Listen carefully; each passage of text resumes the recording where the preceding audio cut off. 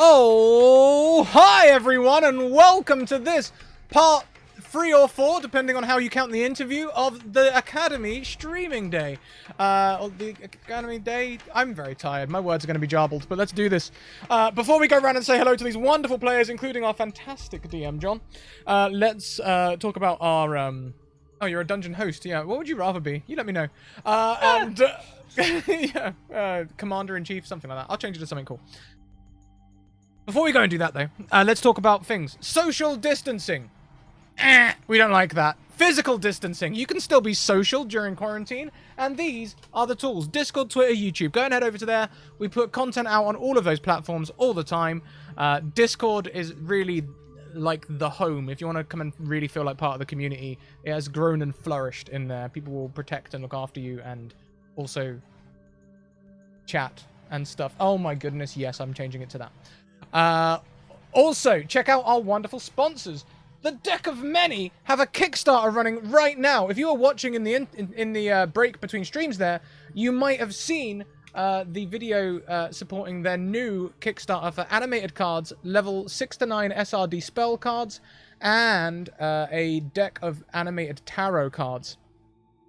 The Kickstarter was funded in 15 minutes. They're smashing all of their goals. This is one of them Kickstarters you don't want to miss out on. This is one of them Kickstarters that I can tell in the next few months when I'm waving tarot cards around, people in chat are going to be saying, "Oh, I really wish I'd kicked that back that kick." That's exactly what they're going to say. Syllable for syllable. I know. I said that earlier today when I found out about this. Right? I was like, how to beat Kamakamo? Exactly. Kick that back starter, everybody. You know what to do. Kick the back starter. Go and do it. Also, check out... I've already done the Deck of Many. Mage Hand Press. Check out Mage Hand Press for all of your expansions for 5e. We play the Faithfolio on Wednesdays. You might have also heard of Dark Matter, their expansion in space. If you like D&D and you like space, or if you have a space fandom, you will find it in that book. And that book is available for 25% discount to support their physical distancing on their website. But also, if you want to support your local game store and your local game store is able to do delivery, they recently signed with Diamond Comics Publishing, so you should be able to get it delivered and still support your local game store as well. We also have Hero Forge. Talking of Kickstarters that people wish they backed, we're playing with their Hero Forge 2.0 beta color mini creator on Wednesdays at 2 p.m. EDT. This is not painted. This is printed in color, and you can see us on Wednesday, me and Alice drinking obscene amounts of coffee and making characters together over there. It's great. Next, we have Dungeon Fog. Dungeon Fog for all of your map-making needs. I didn't put the exclamation mark in. For all of your map-making needs, top-down maps, beautiful assets. You can add all sorts of things for your players to discover. Your DM notes get updated automatically, and when you know you love it, you can update to their premium account and get access to all of their special assets with 10% discount. And you can preview those assets. They just have like a little crown in the middle. So go and check them out right now. Let's go around and say hello to everyone, starting with our weeb connoisseur, John, RY0MASA. I suggested that. That was my fault. Everybody, I'm John. You can find me on Twitter at RY0MASA and all that other nonsense. I do a bunch of games on Tuesday, 8 o'clock p.m. on Unmade Gaming, where I play a D&D dark fantasy game called Thrall. And on this channel on Thursdays at 9:30 p.m. Hopefully next week, fingers crossed, we'll be back for new Acadian Nights, which is Urban Shadows playtest, as well as a whole bunch of other stuff coming up soon-ish, theoretically. Also, I'm really happy to say that we're going to be doing a pilot stream on the 3rd of June, so that's a Wednesday at around 7 p.m. EST, where a friend and I, who are both music nerds, are going to be live writing a D&D sea shanty and arranging it on stream for y'all to check out and watch if you're interested in music and pirates and all that other nonsense. So, yeah, I'm really ready to mess with all of the people directly to my left and right. So let's get on with this nonsense. I am so excited, honestly, so excited. Okay, so let's go clockwise around the screen. We'll go first to Noir Enigma. Hey, I'm Noir Enigma. You can find me on Chromatic Chimera on Sundays, where we play Lancer, which is another mech game. I'm far less cowboy in that one. every other Monday on Encounter Roleplay, I take on the role of Dr. D&D, and we answer your character's questions in world. So if you are a paladin trying to figure out how to deal with that rogue that keeps stealing things, go ahead and have that character call in to Dr. D&D, and we'll see what we can do for you. I'm in a bunch of other streams, but the most important part is I'm here right now, and I'm ready to I'm here to yee my final ha. So let's go. I'm so ready to see all of the whores yeed. Next around the screen, we have with a brick, Ray. Hey, I'm Ray, or with a brick, with 2 Ks on the internet. Hey, I am really excited to be here. You can also see me on the Scratticus Academy Tuesday nights. I run a D&D 5e campaign in my homebrew world. It's really fun and really awesome. And then, on Thursdays and Fridays, you can catch me over on Encounter Roleplay. I play in a Deadlands Noir game that just started last week on Thursdays, and Friday I play in a homebrew terror RPG type game about Stephen King's universe in Mythos. So it's really fun and really great. But today I play Banshee, the somewhat glue of the group, trying to keep things together and filling gaps where she can. But yeah, I'm rocking and rolling and ready to freaking go. So let's do this.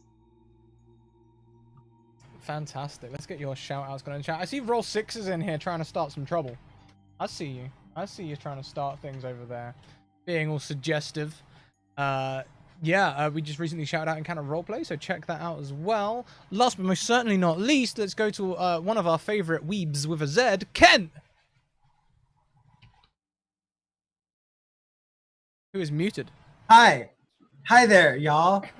It's Kent Weaves. Hi, Kent. KentWeebz, who's not flipped at the moment. It's not bugging him at all. It really isn't. You know, things happen. Maybe Production. In the meeting a little bit earlier. I'm just saying. No, I had a blue screen of death, so I had to reset my camera. You know, it happens. It happens. Hi, I'm Ken. I like to play D&D with Scratticus and all these lovely people. I also am a variety streamer who's doing a 35-day challenge of streaming every day. Today was 35. No, tomorrow's day 35. But I'm really excited to play Landon Storm, whatever his name is, and we're going to get through some badassery and kick ass, and maybe I'll Black Maple someone. I don't know. It's a good time, and I like these people. Good, solid group. Okay, I think I've said enough talking things. I flipped you, Ken. Hey, I see it. I appreciate it. Thank you, Scrat. I flipped you while you was talking in super slow-mo as well, so it like did the whole transition thing. It was really cool. Thank you for that sub. I'm playing Rusty, who, when I was trying to remember my pitch pipeline for his accent, Kent informed me sounded like a Scottish, the kind of Scottish that Torbjorn is. Considering Torbjorn is Swedish, I don't know whether to be insulted or excited, but we'll carry on. Let's hand over to John. All right, let's do this thing. So for those of you who are joining us for the first episode, for the first time for this Vault of Heaven Remnant Roar, that is the OVA title for the anime series we did last time. So in Vault of Heaven, let's talk about that for a second. So the Kaliska Coalition, which is a federation of planets, has been waging a war with the sodality of Sarin, which is another group in the galaxy. The planet of Firmament, which we find our game, is the proverbial eye of the storm, a world on the dwindling border of the sodality, mostly has been ignored due to the fact that it's not really that important. However, there is one thing of import and one thing to notice, which is the 23rd Mechanized Cadet Corps trains on the planet of Firmament, which is where we find all of our characters today. Notable recent events that have happened recently, just to give you a quick refresher. The Sodality recently lost a major battle on the planet Cephas 5, which is about a week's travel from Firmament.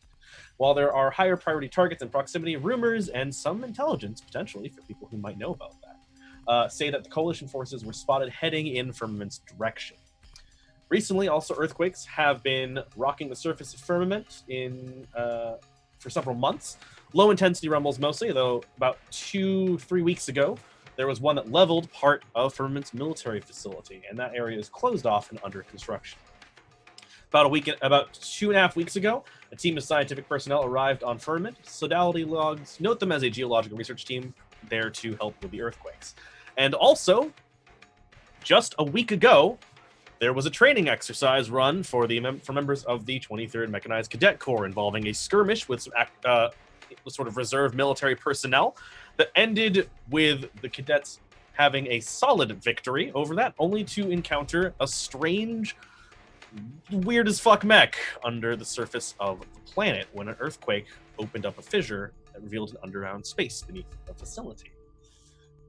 So we're going to set up about a week from our last game. And as we sort of raise the curtain on the scene, what we find is Patriot sitting in a chair with a very sort of unadorned iron table directly in front of him with one of those single light bulbs dangling from the ceiling, as you would expect in some sort of, I don't know, interrogation-y hot some nonsense. We'll call it that for now. And Patriot, you've been in here for about 2 hours. Someone came in, gave you a cup of water at the beginning, and that's about the only thing you've heard for about 2 hours now. And so you've been sitting here. Or you've gotten up and paced. I don't know. You do you. Tell me, what have you been doing for 2 hours? So, for the first 30 minutes, he's just sitting there, stoic. And then at about the 45-minute mark, he kind of looks. I'm imagining there's a mirror here. Oh, yeah, absolutely. And he'd go, you probably would have wanted to try this before we learned about interrogation methods this semester. I'm not gonna break.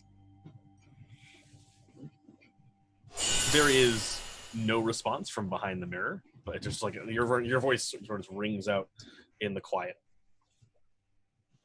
Then he just gets up and starts to walk towards the mirror, and he's trying to like look past the mirror. He can't, but he's trying to like, if somebody's behind that mirror, he's gonna try to spook him. Like, you're rolling to stare down whoever is potentially behind there. All right. All right, roll me a provoke check. Why not? Let's see what happens. You know what? Okay, cool. I am fine with this. A provoke. Provoke. If only I were Kit.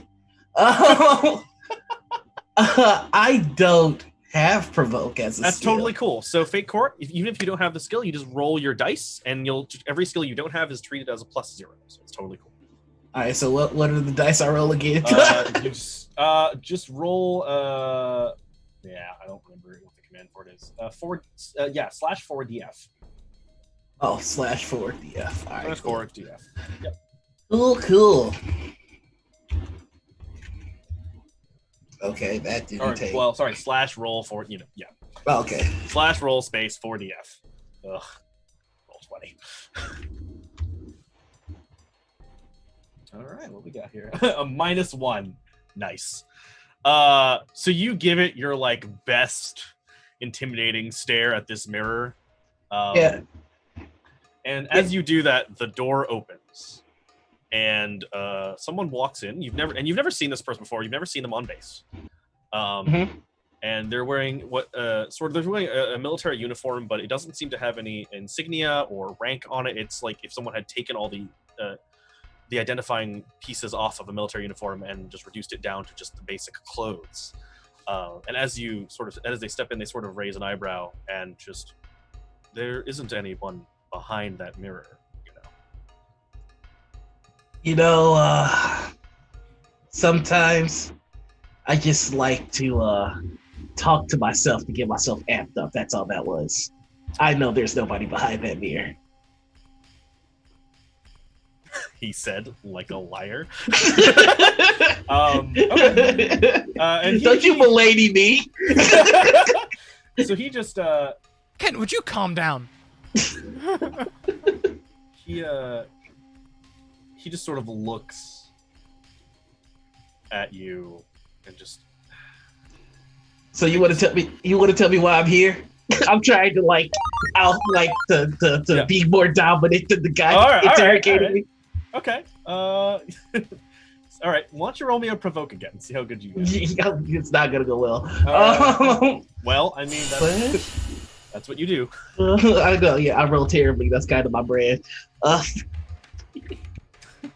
Hey, that's better than the last time. That's good.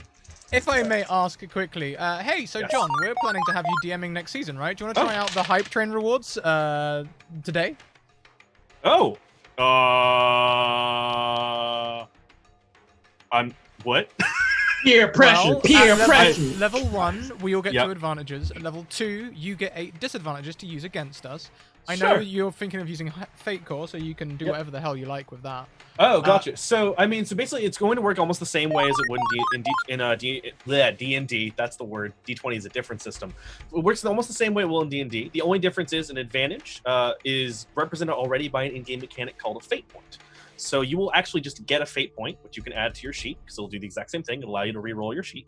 Or, specifically, it'll also allow you to add a +2 if you think that your roll is good enough and you just need that little bit of an extra push to get there. The automatic successes are just automatic successes, the same way that they are in the natural 20, and then we'll just roll with that. Yep. And then for the Deck of Many, you can essentially use this as a tarot card to just create some foreboding, throw events at us. You know what? We'll pull from the Deck of Many and see how that works out in an anime mecha Like, game. honestly, I have no idea. Let's see. What I tend to do is I send you the canon of what the card means, Cool. but you know, you can do with that whatever the hell you like. You're the weeb connoisseur. You can con us whatever you like. Let's see what happens. Let's get a hype train going. Let's do it. The hype train's going. The hype train's it's already going. rolling. Cool. That's It's why I already bring this rolling. up, because we're already We've well already into may have level been- 3. got it. I may have been Gotcha. using web captioner as a way to entice people more as well. While you guys are explaining I have been that. seeing your text rapidly going. I can't pay attention to that right now. I'm trying to. It's very good though. Okay. I just looked over at chat. Holy shit. Let's go, guys. Sorry. It's going. It's popping. It's popping. oh, Let me wow, tell you, are we we at appreciate three? you, chat. Are we at 3 already, or are we just hit? Are we at 2? We've just hit 3. We We've need to just hit complete 3. this level to get 3. What? At the moment, What's wrong with you people? at the moment, go. John will Let's get go. 8 do it. disadvantages. If we stay on this level, John gets 8 disadvantages to use against us. Just saying. All right. So, All right. yeah. So he sort of sits down at the table and he goes, "Miss Cadet Reeves, sit down." Yeah, so I pull a Riker where I pull my leg over the chair to sit unnecessarily, and then I just kind of hit him with one of these. So you want to tell me why you brought me here? Actually, I want to talk about you for a minute, Cadet Reeves. You know what? I think I want us to talk about me right now. It's my idea. All right. And so he says, Cadet Reeves, you've become somewhat of a poster boy for the 23rd. What with your gung-ho attitude and the winning you seem to do recently, although that isn't the only thing on your record I seem to have read here in the file you've got. Ooh, I think the camera's gone super Yeah, blurry. I know. Like, hello. Look at me. You look at me. Okay, sorry. We're back. He's just gonna go. I think winning is the only thing on my record that's important.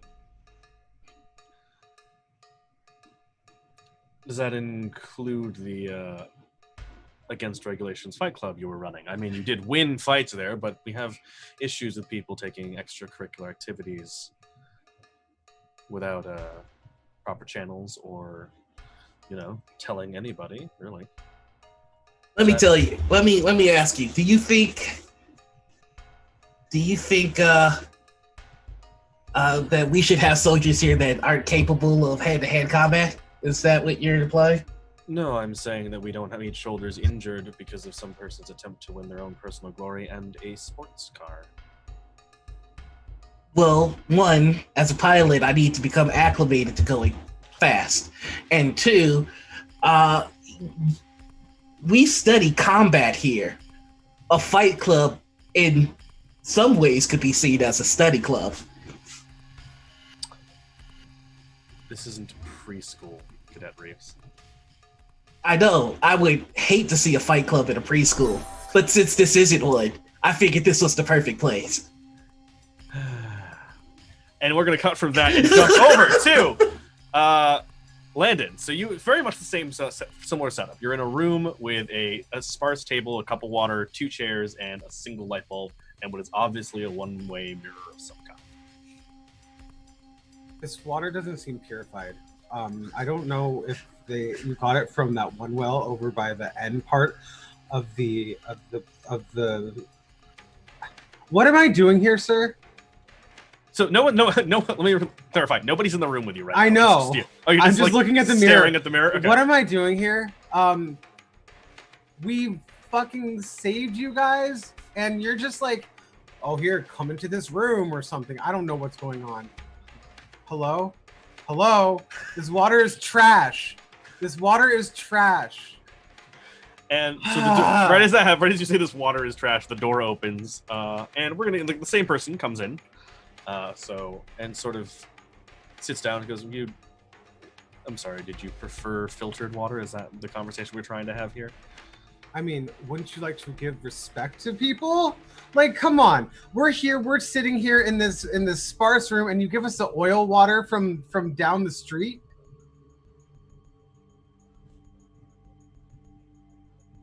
It would seem that way. What do you want?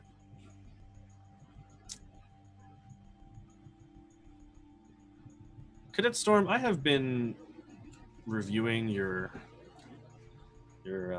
file, as it were, and there's a lot of there's some exemplary things in here, and competence in engineering, the remodeling of your own mech, and I do want to bring some attention to the fact that you've done some great work in your technological expertise here. But I should really be in the R&D section, huh? I shouldn't be a cadet here. I should be in the R&D, right? Right? Is that what you're gonna say? Am I getting shipped over? Wait, is my dream coming true of getting shipped over to the R&D side of things? Oh, this is not a good review, is it? As I was saying, because it's not a good review because you gave me the oil water. Right. Okay. What? Who are you? That's a great question. So, and you particularly, everybody on this base. You know everyone. I know their entire dossiers as well. Yeah, right, exactly. You've never seen this guy before. Are you from the main office? Because you're not from here.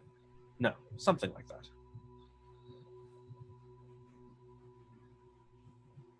And actually, roll. There's a thing that I have. It's a skill for this. I don't remember what it's called. I'm gonna go look at it. Roll me lore. That's what it is. For sure. Yeah, roll me a lore check. I know. Do I just press the plus again? Because you have it, you can just press the plus. Nice. 4. Excellent. So, am I good at this? Am I starting off good? You're starting off good. Hell yeah. So you realize, so you have seen him before. And you realize, because he was on the dossier of people who came in with the geological survey team about 2.5 weeks ago. But you remember when you were looking at him, when you're looking at his file, that something about it was something about it was weird to you, almost in the fact that it was as if he had a very clear and charted path. As if it's like if you're looking at a story and you're watching the construction of a novel, it hits the beats exactly where you would expect the beats to hit. Right, but no screw ups or anything. It's too perfect. Yeah, it's too perfect. It's as if this career has either been tailored or fabricated entirely. I know you. Wait, I do know you. You came with this geological search 2 weeks ago. Yeah, that's you. I've seen...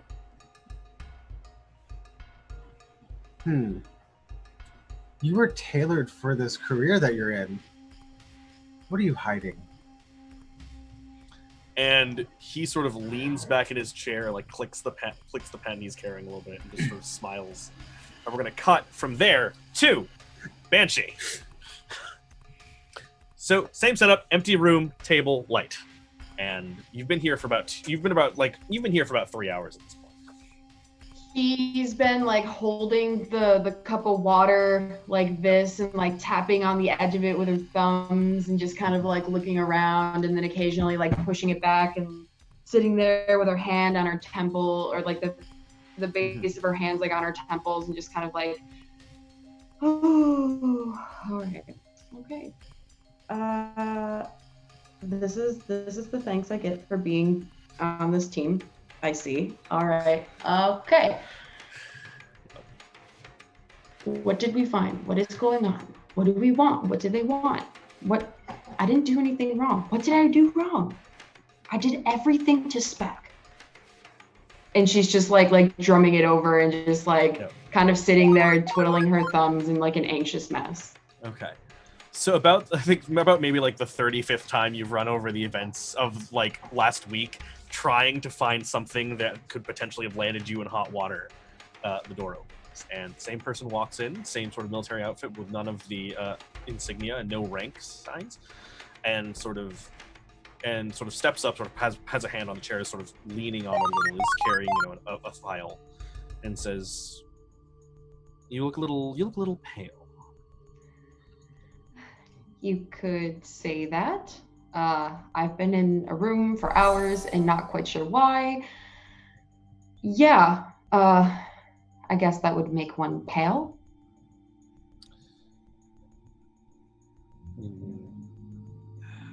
I do want to apologize for the amount of time it's taken. Your teammates are fascinating characters, that's what I'll say. So things took a little bit longer, potentially, than necessary. But you could, you don't seem to have the same kind of stains on your record as the rest of this team, I would say. For the most part, exemplary service. I think there was that one unfortunate in the hangar, but besides that seems to be the only blemish on your record. Well, I tried to keep it as prim and proper as possible to follow my family before me. But yes, the unsightly incident is the only blemish I have, which is unfortunate.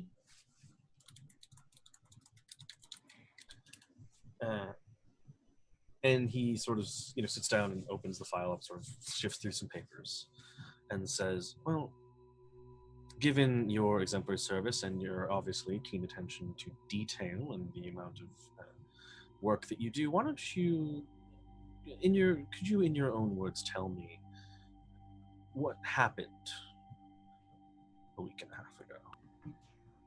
Well, we were told to execute a routine run, pretty basic. We've all done it before, and in the midst of doing it, we came across some sort of creature. It was in a crevice, like kind of further down in the earth.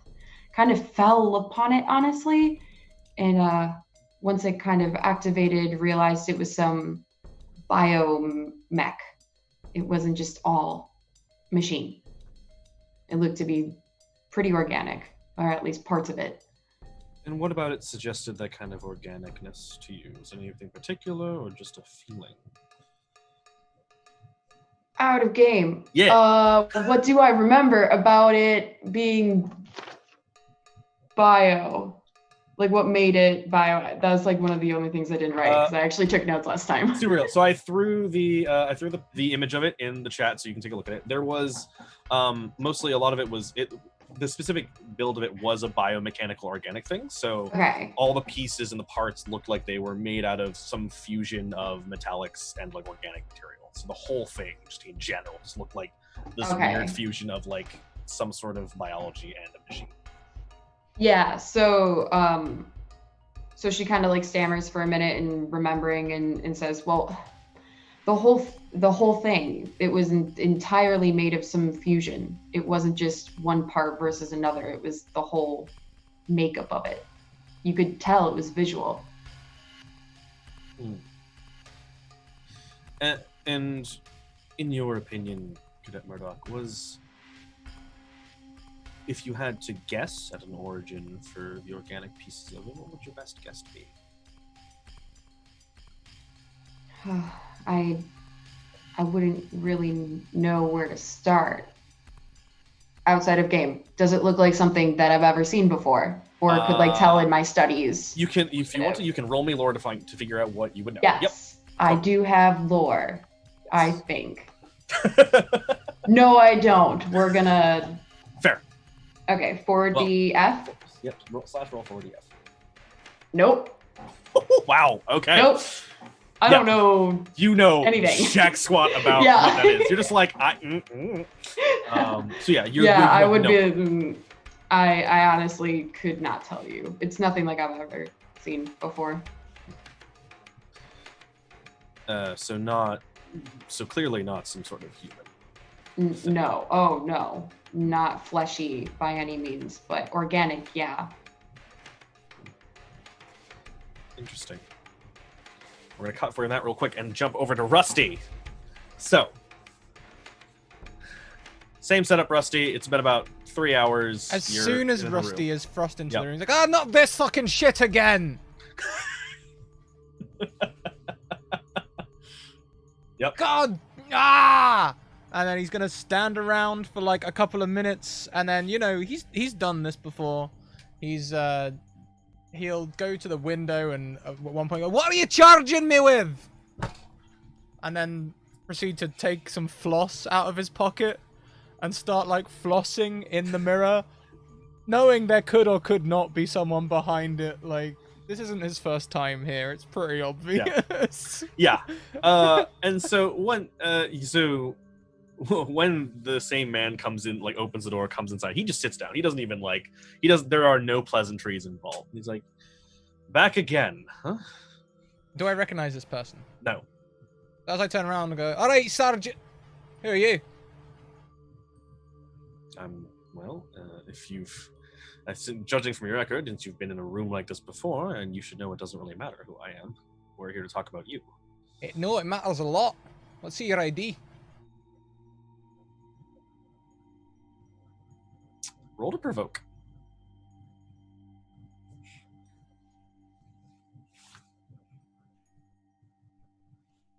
Whoa. 2. Hey, that's pretty good. So he sort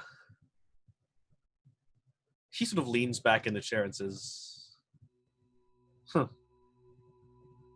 Interesting. You know, you have been currently the first member of your team to demand some kind of identification. Not just ask for a name, but look for something different." Cadet Rusty, number 65310. Yes, I've read the paper.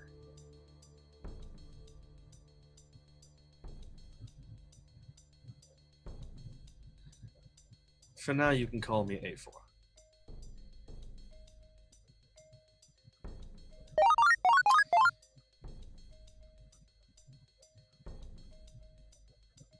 Now, we can just sit here and do absolutely nothing for several minutes, and that's your choice, up to you. But I think we'd all be more interested if we had a moment to talk about that strange mech you saw a week ago. Rusty stands to attention, arms by his side, back straight. Cadet Rusty, number 65310.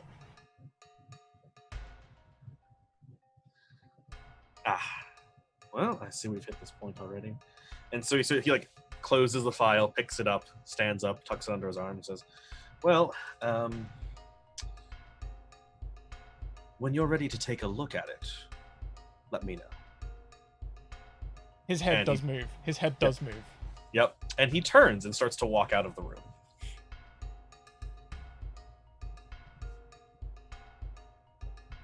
Are you going to stop him before he leaves? No, but as soon as the door closes, Rusty bugs out.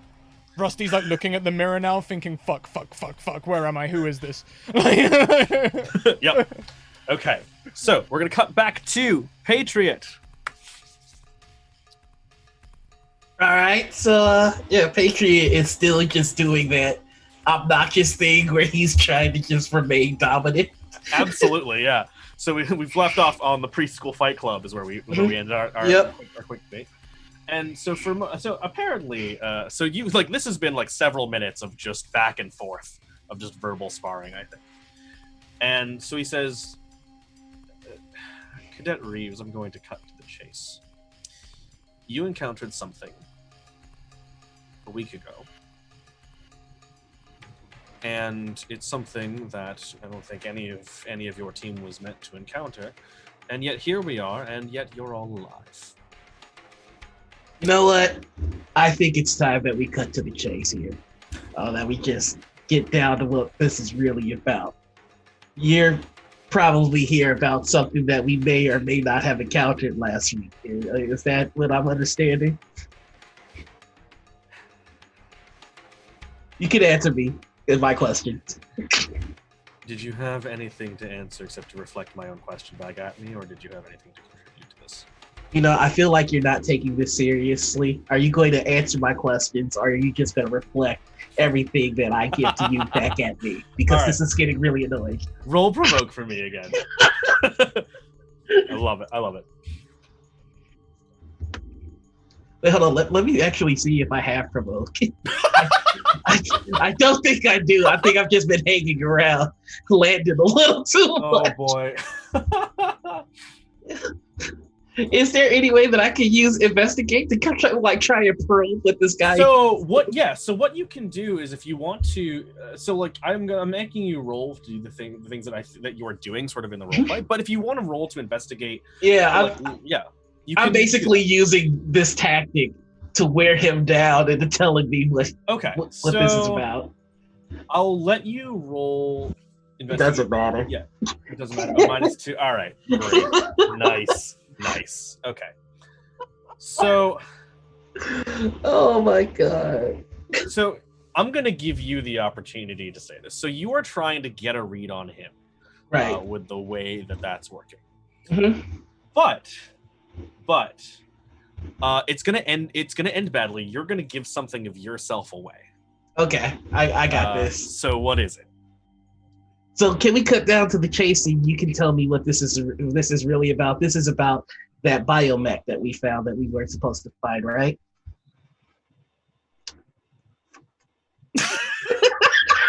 Nice.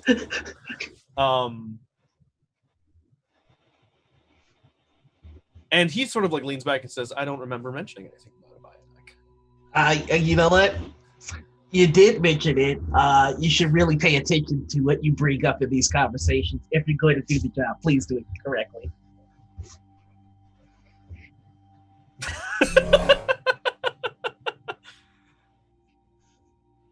So, is that what this is about? Are you trying to gather more information? Because we gave a full debrief as soon as we accomplished the mission. Mr. Reeves, I'm going to ask you a single question.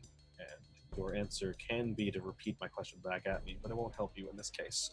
Do you want to pilot one of those things?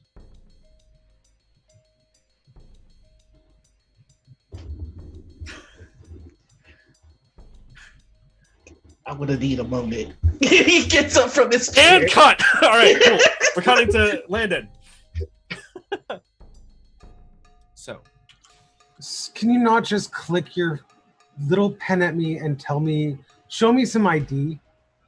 Because I know who you are. I know you. I've seen you, and I know more than you think I know.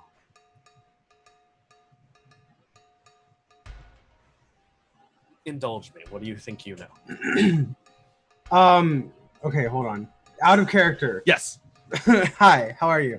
Can I enjoying myself immensely. How are you?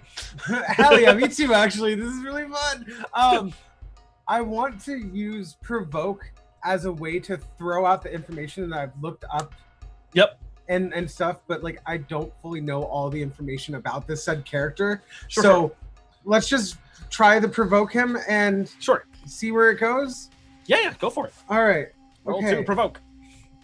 Oh, and I have an advantage, but I don't know if I really want to do an advantage. Have so many things sticking around. We're so good. You have so many things. It's great. Okay. There's so much stuff. We need to do a deck of many thing as well soon. Oh, yeah. I'm ready to hit my provoke lifestyle. Okay. Awesome. Scrat, in terms of timing, we're going to do one more round of character. We're going to finish this round of character interview, and then we can pull from the deck. Did I say I was going to use my advantage? Because I'm going to use my advantage. Yeah, totally. Go for it. You've got a couple. Okay, 2. Yes, let's go. Hey, 2 is way better. All right, awesome. So you like go through his entire like dossier history, pointing out all of the bits where the beats match, and like, oh, you hit it at this exact age, the age that everyone like it's And statistically average. Wait, so then you went from here, but like 6 months later, how do you do 6 months without like something right there? Like, what is? And then he just moves on, and Yeah. you know, Yeah. and then I found this thing out, and like really just bearing it into him, and just Yep. like, but there's like anxiety while he's like shaking, going, and you right here, what was that about? How did you get to that level with just one step? How does that happen? Yeah. And so you like go through a breakdown of his entire dossier over It like probably goes for like 50 minutes. 50 or minutes. something. Okay, cool. We Just were on like- the same wavelength. Yep. And at the end of it, So I think I know you. he opens he opens his file, pulls out a sheet of paper, turns around, like slides it across the table to you, and it is a photo of a similar sort of weird biomech. It's not the one that you saw a week ago.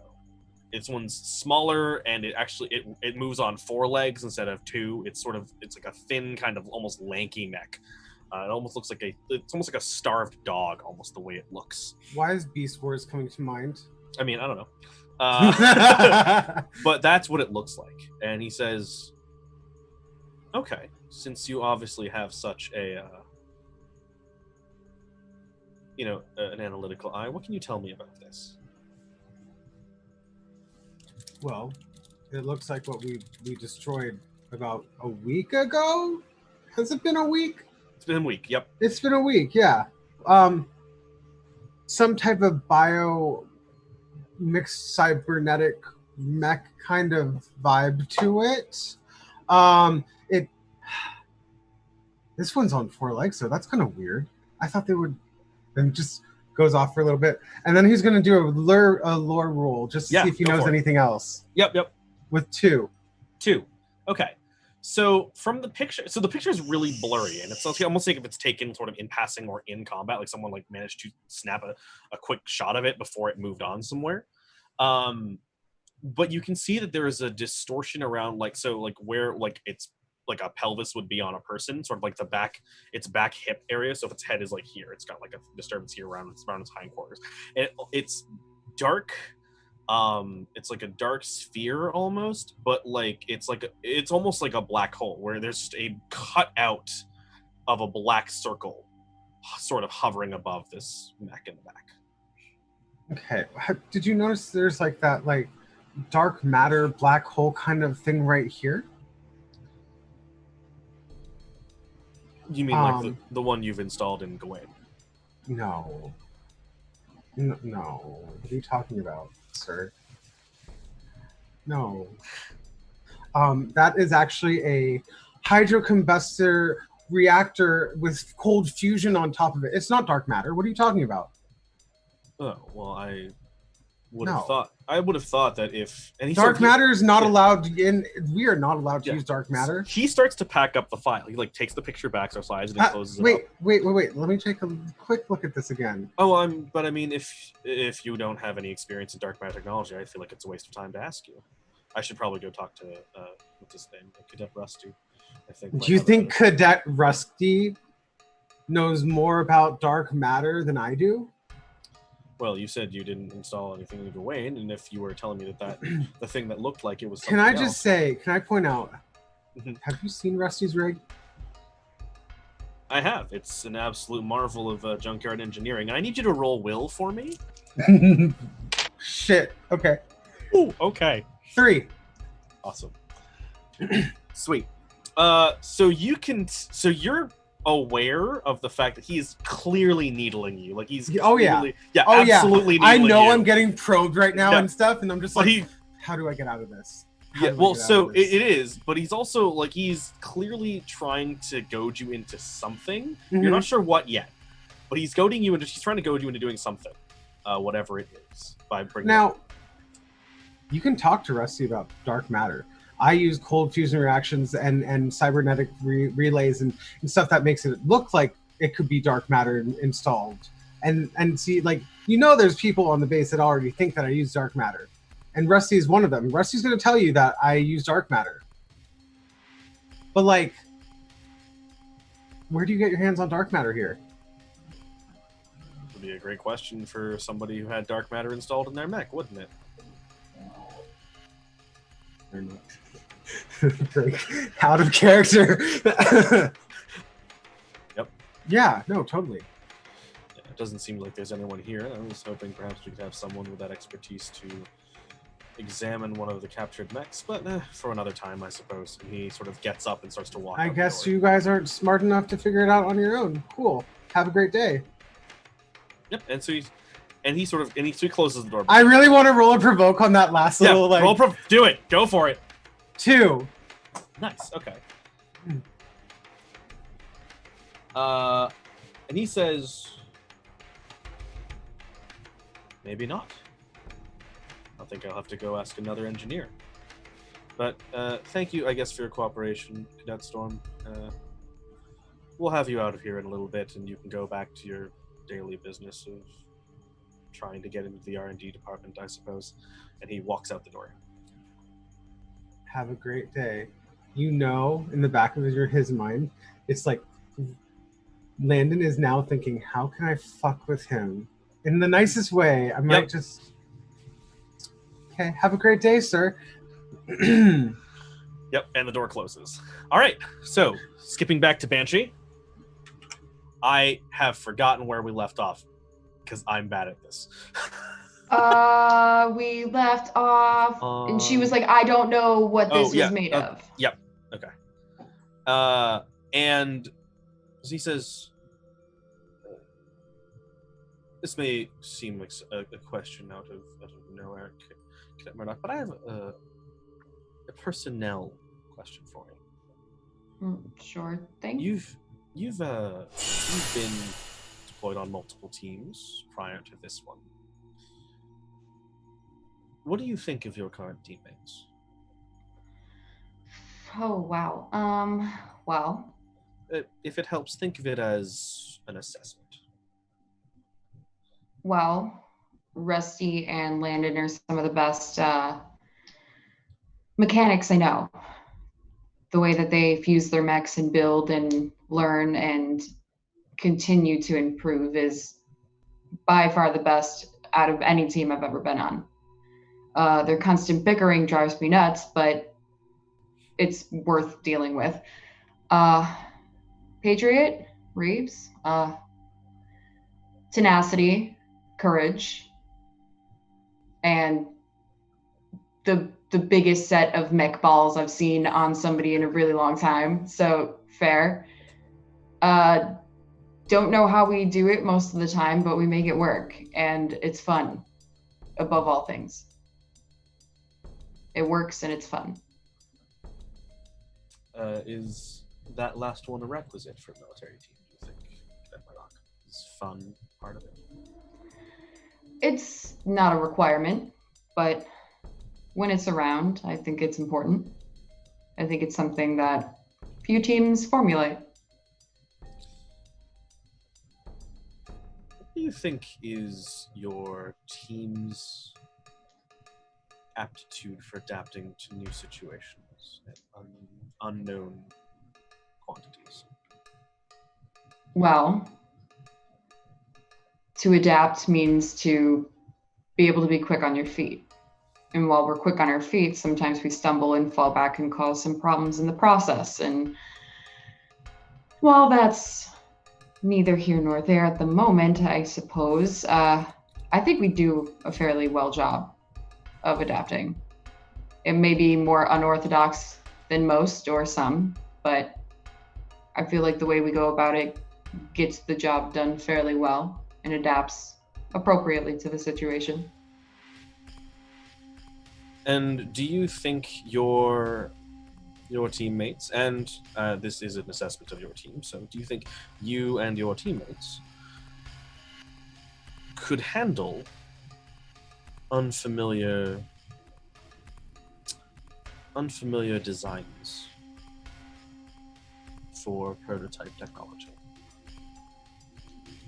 I think if anyone can do it, we can, given the skills and the people. Why do you ask? Is that what this is about?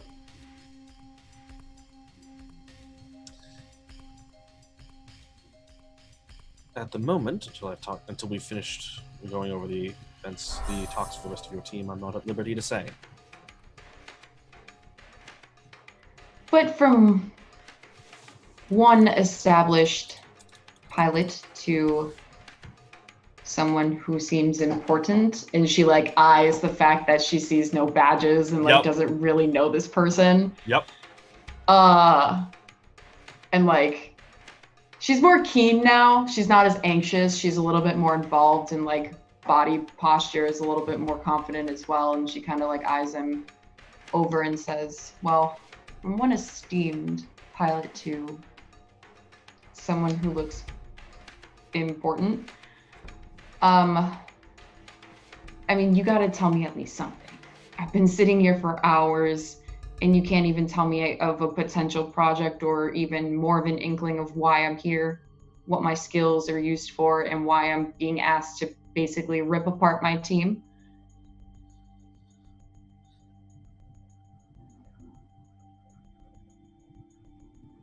Cadet Murdoch, you are here because your team encountered something that they shouldn't have. Something that we are unsure of the direction it's going to take. And that means we have to cover all of our bases very carefully. Well, if you were covering your bases, then why did it take a week to talk to the people who dealt with it firsthand? Bureaucracy. Well, that's unfortunate. Isn't it? And we're going to cut there, run to Rusty real quick. Rusty, you're still standing in the corner. You are alone in the room currently. Rusty bugs out for a little bit. Mm-hmm. They're thinking, where am I? I'm in trouble. Oh no. And then they think and think and think and think and think, and they're like, well, why? They haven't been captured. They don't feel like they've been captured. They came here of their own free will. So, you know, they go to the thing, but then why would there be someone in here without any ID? And the only rationale that they can give is that they must be being tested. They're in an academy. This is a cadet school. They're testing your resolve, right? They're trying to entice him. And so far he thinks he's done pretty well. He's a little bit proud of the fact that they said that he was the only one to ask for ID. He's not sure if it's true or not, but if it is true, that makes him feel great. And if it's not true, then he still answered correctly. So either way, he feels good. He's, you know, he's an engineer, not a soldier, so he hasn't had to do it often, but he's had to stand on a patrol ground all day before. He's essentially going to go into that. He's standing, not at ease, just moving in the balls of his feet to keep blood flowing and standing to attention. So you are currently the only one who isn't engaged in an active conversation with the interviewer. Yeah. So this sounds like a great time to pull from the deck of many. Okay. Okay. Shall we go around in the order that we did everyone? Sure. Let's do it. Okay, so I'm going to get you all to say stop. I'll draw a card. And then when it comes to me, we'll get John to draw for me. So let's start with Noir. Okay, stop. And also, hey, Sam! What up? The key. You know, I am the key to the solution. I got you. Ba, ba, ba. Ray. Stop. Ooh. The fates. Ooh. Okay. Ken? I always have such bad luck with these. Chat, send me your good vibes, please. RNGesuses. Okay. Keep shuffling. That one from the bottom. Well, from the bottom of the deck. No, from what you're holding. Here? From what you're no, the one. This one? Yeah, but from the backside. This from the back side of that one. Yeah. Okay. Ooh, the sun. Yeah. Yeah, I don't lose all my shit. A plus. And John, if you could stop for me, please. Sure. Stop. Comet. All Now right. what I'm gonna do, whilst John is going around again or doing whatever John's gonna do, I'm gonna send him the canon things that they do, but we're not playing D&D, so it probably won't Yeah, make so sense. So John's We'll gonna. see how it goes. I don't know. I'm gonna have to make it up. I mean, It's gonna be the exciting. key could still work here. I don't mind That's keeping magic that's item. true. That's what, a magic weapon? It Yeah, could work. It could work. That could work. We'll see what happens. they just put Um, Patriot in the Sailor Moon outfit. All right. So while this is happening, so you're standing in the room, sort of by yourself. You don't really, and you feel it really more than you hear it. You feel a rumble, as if something has hit something, or as if something is shaking. And you can sort of, at first, you know that there's been some earthquakes happening in the vicinity of the military base. It actually caved in a section of the facility not too long ago. But it doesn't feel quite like the tremor of an earthquake, at least not at the start. And so you're in the room, sort of there with yourself. What do you want to do? Oh, and you're typing, I think.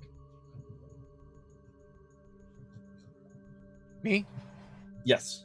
Oh, sorry, I was totally typing out what the cards do. It's fine. So yeah, he knows he's being watched. Yep. He's assuming he's being watched. That's the best thing to do in giving a two-way mirror, a one-way mirror. So as I take a quick look at my character sheet to remind me of my abilities.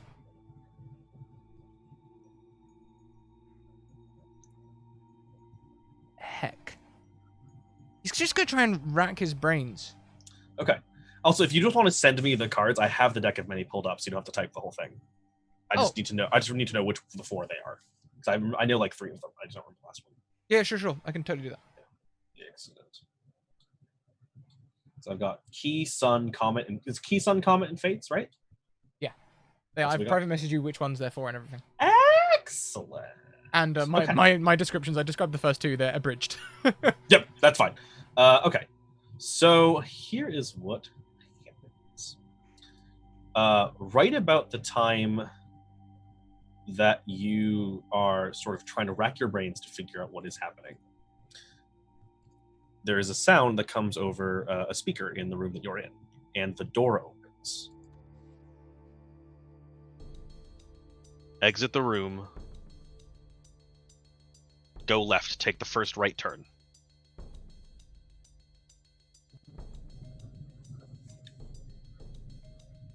I want an insight check. Yeah, roll empathy. I don't have empathy, so That's okay. Just we'll go for slash roll d4. I want to totally burn an advantage on this as well. Absolutely do it. 2. 2. Awesome. Yeah, so it doesn't sound like it's trying to trick you necessarily. It sounds urgent almost. So I'm gonna rationalize this. Best case, this is a fire alarm for a badly built interrogation facility. Worst case, this is a part of the test and I'm totally gonna fail. I'm gonna leave the room and go left. Now, Rusty. I go out of the room. Okay, so you come out a hallway. There's like it branches off to both sides, and you can see that down the left-hand side there is in fact a first right-hand turn. There, the right one sort of moves off and kind of doubles back around, seems to curve almost out of sight.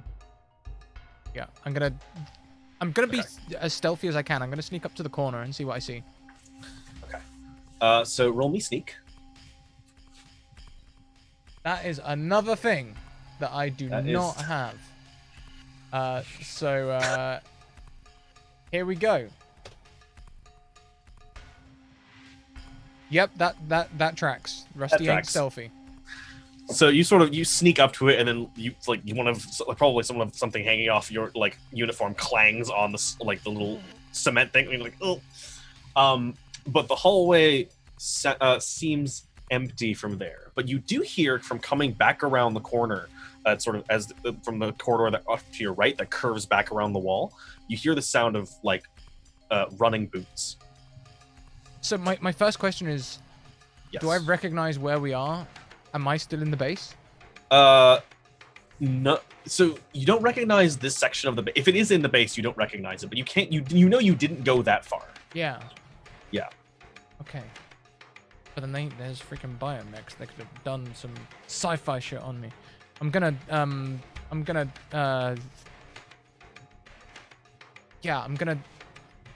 running boots. Running boots is never a good sign. They said first right though, so I'm gonna take the first right and proceed. So as you duck around the corner, you hear the unmistakable sound of gunfire coming from back down the corridor. Behind me. Yes, from back from the direction you didn't go. So we're going to speed up real quick. Everybody in your cells, you hear gunfire muted coming through the walls, and almost simultaneously, the people interviewing you we're out of time. So you're telling me I get to fly one of those mechs? I'm telling you, you might not have a choice. Where's my tea? We'll be gathering them soon. And so he comes up, opens the door, and holds the door open for you. I'm going to run out. Yep. So you see what happens as the door opens. You can almost, the rest of you, every door every person in your room stands up, hits the door, and all of them open at once in the hallway. And so you hear so Banshee and Gawain, you hear footsteps as Patron runs out into the hall. You don't see him just yet because you're still in the room, but you hear footsteps moving out into the hall, and you can hear gunfire coming from further away. So oh, go ahead. Sorry. No, you go first. Sorry. But I would go, as he's running, he would just kind of call for his team, Unit 23. Yeah, so you all hear that from the rooms. Yeah, I would go immediately Yep. to wherever I hear Patriot yelling from. Cool. So that will be in the hallway. Yep. So you both meet up in an intersection of the hallway. There's door, and then another door, and then you see those doors. This one's closed, but the other two across from you are open. And so the three of you meet up in the intersection of the hallway. And as the people step out from the rooms that they were in, you see they are all exactly the same. Same matching insignia, same face, same everything. Are you guys clones? Not exactly, but we don't have time to talk about that now. You guys have guns. We'll be buying you time.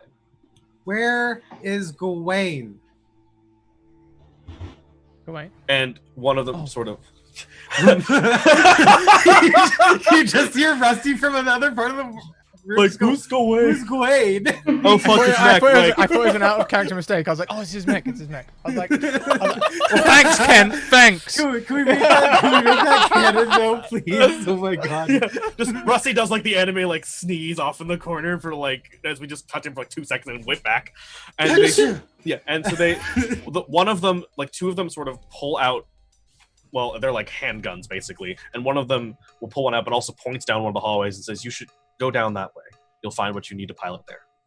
All right. Unit 23, it's time to get into formation.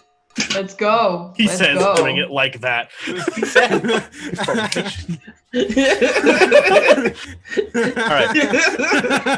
Oh, Patriot took all of his tactical lessons from Beyonce. Tengen, Top, and Gurren Lagann. Let's go. So Let's go. the three of you zip down, move down the hallway. And what you see is when you get to the end. Quick question. I'm so yes. sorry. They gave us guns, go. right? They gave us guns. No, they said we're buying you time. Run. Sorry, that was an out of character. No, you're good. Moment. You're Keep good. going. Yep. So you run down the hallways, and at the end you find another makeshift hangar. This one's a lot smaller than the one where all of the rest of the units mechs are, but the 4 of yours are there. And as you arrive, you see Rusty come out from another side corridor as well. Rusty. Hey, did you escape too? The door's just open wide open. If they let us out, there's something going on here, and we are completely too underarmed to deal with it. So we need to find out Our one mechs where are we. right here. Exactly. Let's get to the mechs. Turn around, Reeves. No.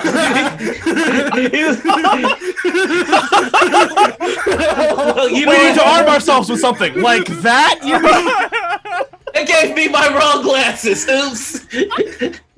Are these, so for clarity, are these our mechs or? Yeah. So, well, yes, but actually no. So they are your mechs. But Rusty, everybody, at least Rusty and Landon, you notice almost immediately that there have been changes made to your mechs. Those motherfuckers. My truck nuts. Yeah, no, Do I have enough time to do a quick analytic, like up and down, like not like a full scan and Right. Be like, motherfuckers, what is wrong? Yeah. So for you specifically, so Gawain seems to have added a. So Gawain has, sort of that sleek, sort of like matte purple, green kind of color and gold color highlight going on. And it's still the exact same. It's still the same mech that you've seen as far as silhouette goes. But you can sort of see that there's been some like wiring that's been run through what looks like the core of your mech in and out of. That is some shitty wiring. Why would they do it on the outside? Just go on. Yep. And that's all? Just some wiring? Well, it's like it looks like it's less like wiring and more like some kind of like sort of energy delivery something or other. Oh, Takes note of it and just like Get goes in the inside. back. well, no, hang on a minute. Someone's been playing with Veronica. What have they done to you, darling? And I also would like to analyze. Yep. Yeah. Well, you can see really from this. So one, someone's cleaned her up a little bit. Like there's a little bit of the junk is not. It's actually very close to the silhouette you wanted. It's actually a little bit closer now because some of the junk has been trimmed away and flattened. Yeah. So there is a but there's a couple of sort of protrusions. Sort of it looks like either some sort of energy source or something sort of placed in. Strategically to or around the back so that you're not exposed. It's not exposing it to the front fire, but you can tell almost from looking at it that it looks like some kind of overclock something or other.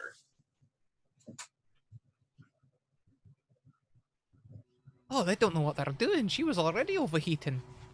This is going to be disastrous and fun. Yep. Let's go. The only thing I'm really scanning are my gun and my hat. Your hat is fine. Oh, nobody has to die.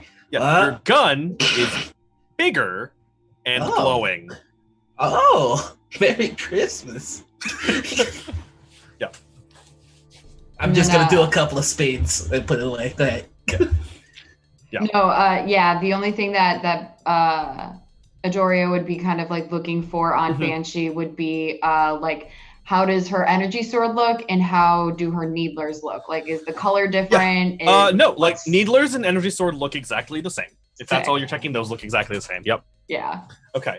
So before you're sort of like examining your mechs and like what if Landon and Rusty specifically, like what did they do to them? Why? And you hear a familiar voice come over the speakers as Murnock specifically sort of comes over the speaker system. Unit 23, get in the damn X. We're in.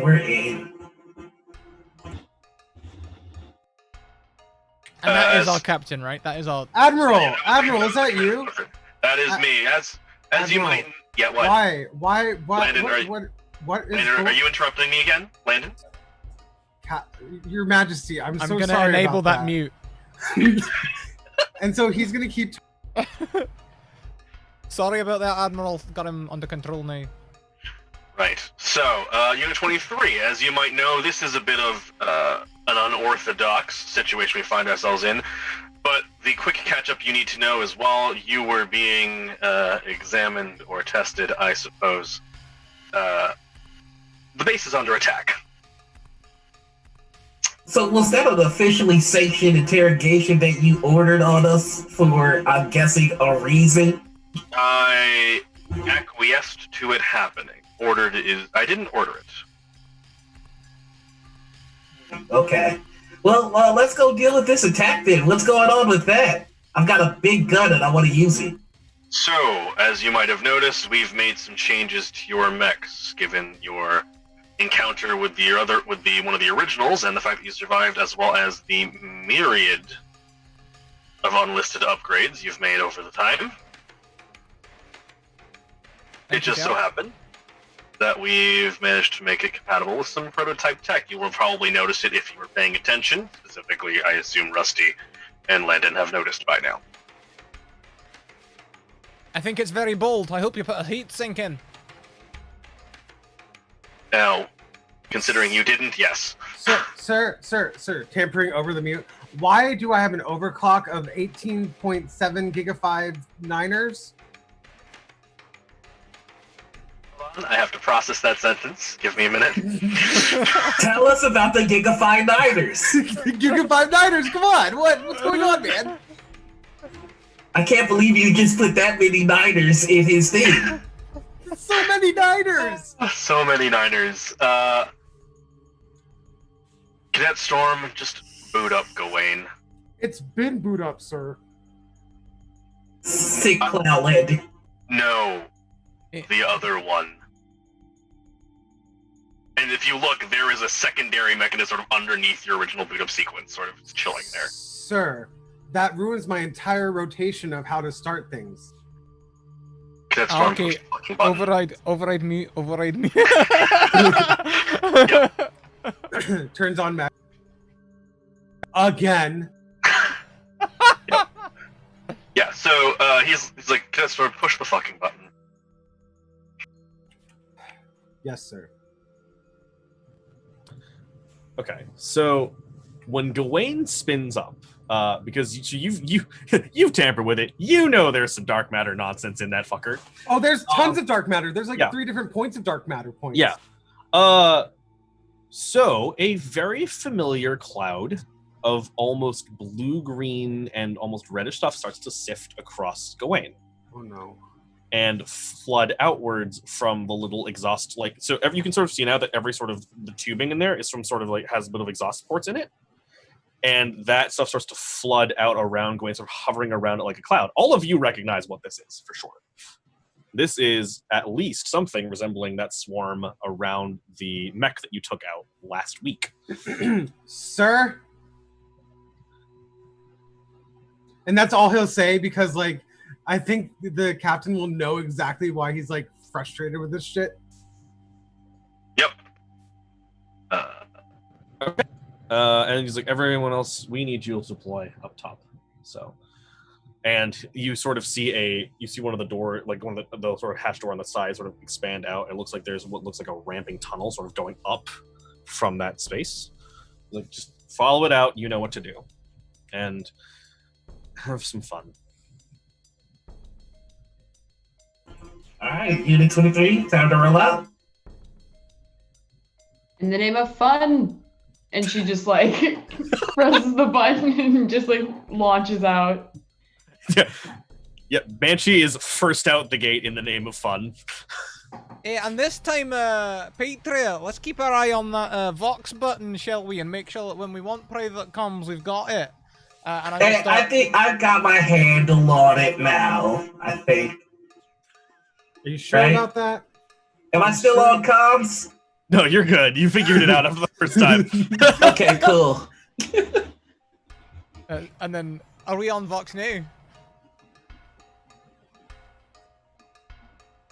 I don't think so. Yeah, it's not recording. Wait, hold on. I don't think so. You're now not we're filling me not. with confidence here, Patria. Now we're not. I nailed it. Got it. We're fine. All right, how many of you figured out it was a training exercise?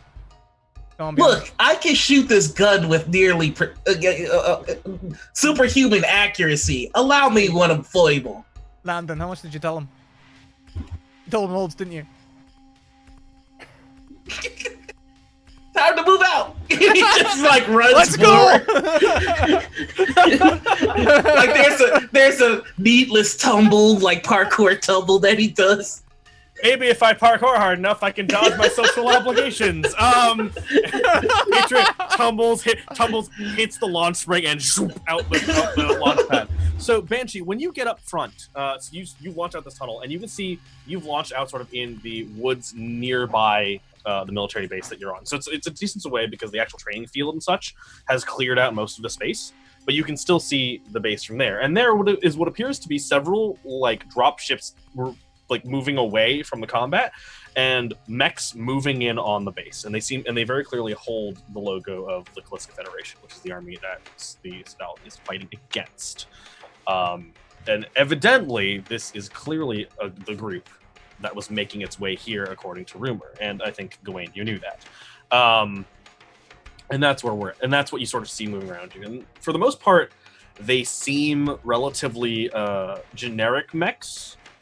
But also, you in sort of getting your boot up sequence, you realize that there is another sort of set of set of switches and stuff installed into a side panel on Banshee that was definitely not there before. And it just says like, so it doesn't actually say anything. It just says it's got a picture of like a sort of like a loop, or like a rewind symbol, and the designated L1-CH. L1-CH. Okay. I'm gonna push the button. Okay.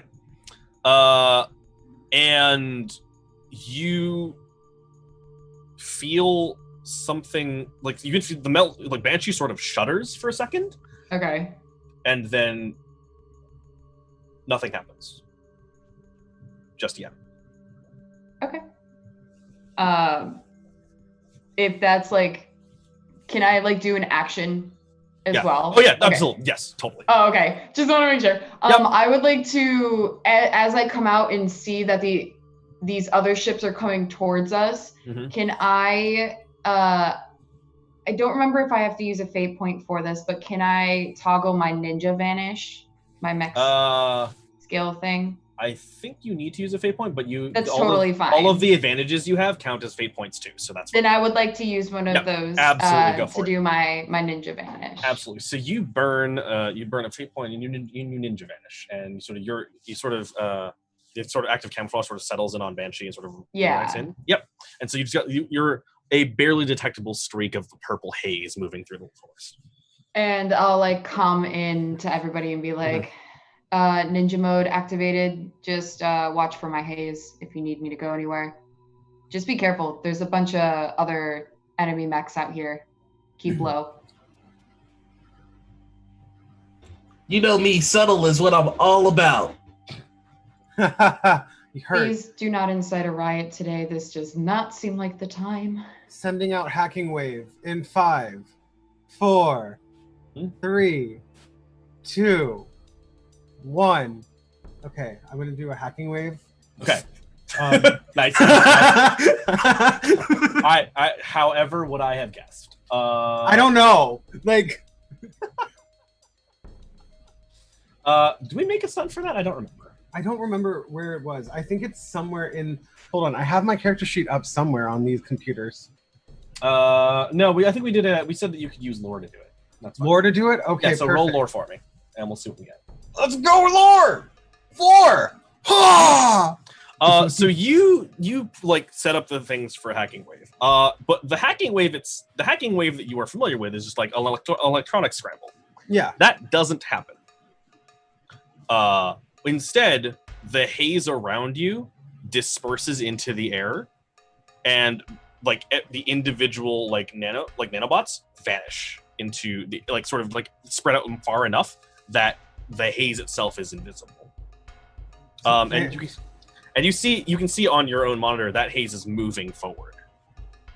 Bioluminescence and nanotechnology are spreading. And you just hear him mumbling about what new technology is being used for this this hacking wave. Like, okay, so then if Wait, so is it like a minefield now? What did they freaking do to my mech? Mhm.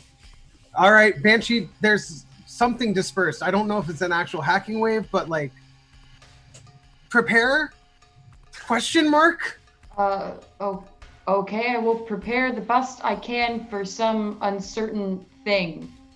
Watch out. It may affect us too. I don't know how this new fangled shit works. The motherfucking captain. Fair. All right. Didn't he sound good, London?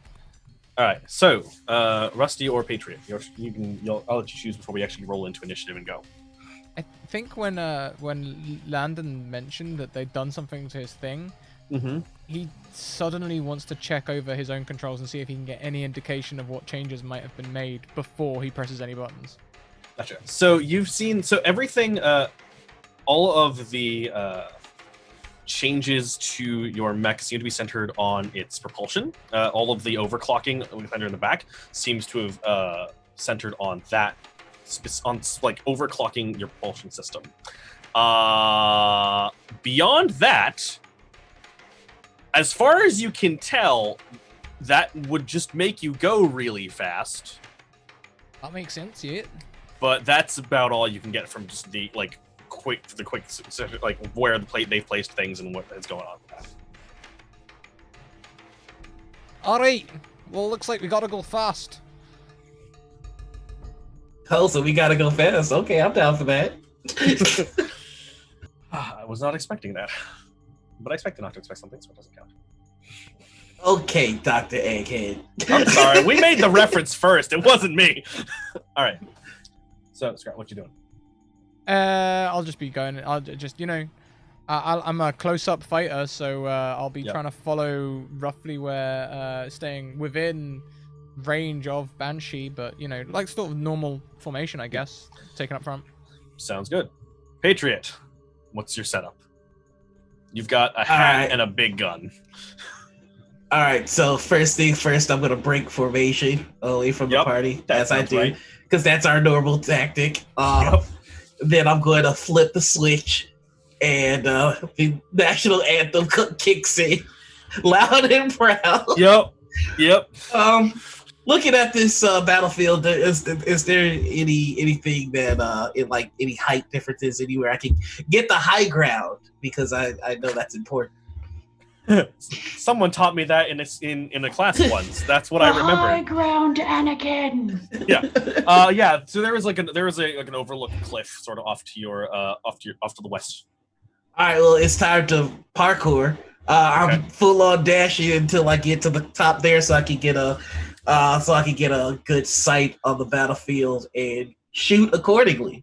Awesome. So what we're gonna do is we are gonna roll notice to get our initiative order, and then we are gonna punch into this. All right, let's go. And I'll let you know as of right this moment. Yes. Really quickly. So this is a little bit of backtracking, but when Gwaine was doing the hacking wave, he also shot up like Superman, kind of like how Sigma is. He just is up now. So Gwaine's like up, surveying a little more. So it's like a hover and then sends out the nano. So he has more of an equal playing field of seeing. Okay, cool. Now I'm rolling a notice. Thank you. Oh shoot! No! I meant to hit me. Okay, you took long enough to get into the meeting that you were lost camera anyway. So much shade. Oh Lord! Oh. I'm so sorry, but thankful that I took so long to get into the meeting. Oh my Lord! All right, okay. So, what do we all get? Let's see, it's on the thingy-majigger here. So what were we rolling again? We were rolling notice. Where is that at? Notice. If you don't have notice, you can just roll 40 / roll 40 EF. The saga of threes continue for Patriot. Jesus Christ! Oh yeah. Okay. Wait, what was it? Roll 4DF? / roll space 4DF. Okay, thank you. Yep. I don't have that. You know what? I'm gonna use one of my advantages. We've got tons of these things. Yeah. Blow them if you need to. 2. Nice. All right. Sorry. I don't know why I'll take the 0 over a -1. That's pretty good. All right. So turn order we're gonna have is Patriot, and then Gwaine, then then Veronica, and then Banshee. All right. So Patriot, it's going to take you about another round to get to the Overlook from where you're at. Mm-hmm. But you can sort of see that while as you're sort of running and parkouring over, I guess, trees. Yeah. Like you're half parkouring, half just smashing through trees at this point. You see that there is a squadron of mechs that seems to be running, has been moving towards you, towards where your group is, and they're going to probably crash into Banshee soon. All right, I'm gonna switch up the Spotify on my Mac, and now we're playing Fall Out Boy's Dance Dance. Oh boy! Oh boy! All right. And I'm just going to make as much noise as I can to get them to kind of stop heading in the direction of Banshee and start coming over here. Okay, so you see, there's like 4 mechs coming. There were 2 peel off towards the sound of Space Fallout Boy, I guess. Just, yeah, let's get some dance. Like, it's gonna be a whole thing. Yep. Like it's an original. It cost you a lot of money to get. Yeah. Awesome. All right. Who did I say was next? Gawain, you're up. And you are muted. Yes. Hi. Gawain here, reporting in for duty. So as the nano things are spreading out, he's taking assessment of that. He doesn't know if they're hitting. He's going to hold his action. He's watching and also giving a little bit of direction over to Patriot while that's going on. And he's kind of trying to be point man of like this surveying the area. So he's going to hold on to like actual attacks and anything until the end of the round. Okay. So that's cool. Yeah, if you want, I can. So what we can do is, if you want to, we can drop your initiative back to the very end, so that way you can always do that. That sounds great. You won't be able to take an action like preemptively because of that. Okay. Oh. Yeah. So it's your choice. You can drop down to the end of the initiative if you want to, or you can continue to hold an action, but you're going to be able to do less with a hold action than you would be. You know what? No. So he's going to move. Okay. No, I'm going to keep going. I'm going to go then. Cool. I'm going to go. So I'm going to move forward in kind of parallel to watching over Patriot. Okay. But also moving in a way that I can both see Patriot and Banshee. Because I think they're in the same area, and then Rusty's off on the other side. Yeah. So they're sort of like it's like Banshee and Veronica are over here. You're like here, and Patriot's like there. Oh, so Patriot's on the other side. Okay, Patriot I has messed like up my head. No, Patriot's yeeted off in a different direction. All right. Than the rest of you. Yeet!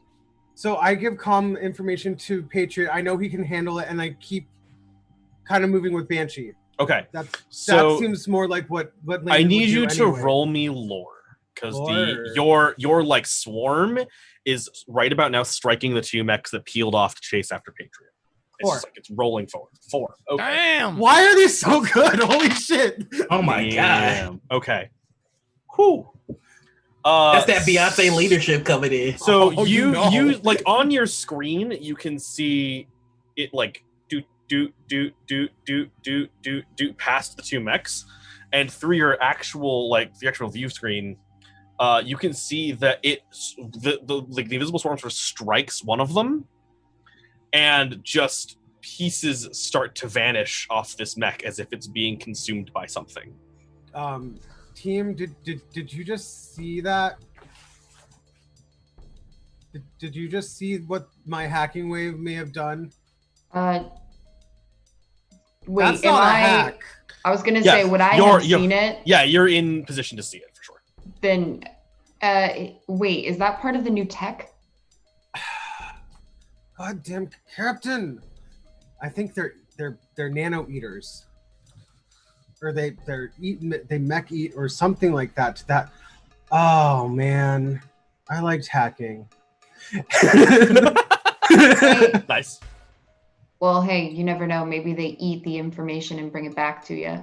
Okay, as she says that, I'm gonna check my computer and just be like, So yeah, what you're getting as you're seeing it is it's sort of building like in real time the profile of the mechs that you were fighting as it's eating through it. okay, he's really. It looks like I'm getting a 3D rendering model and specs of entirely.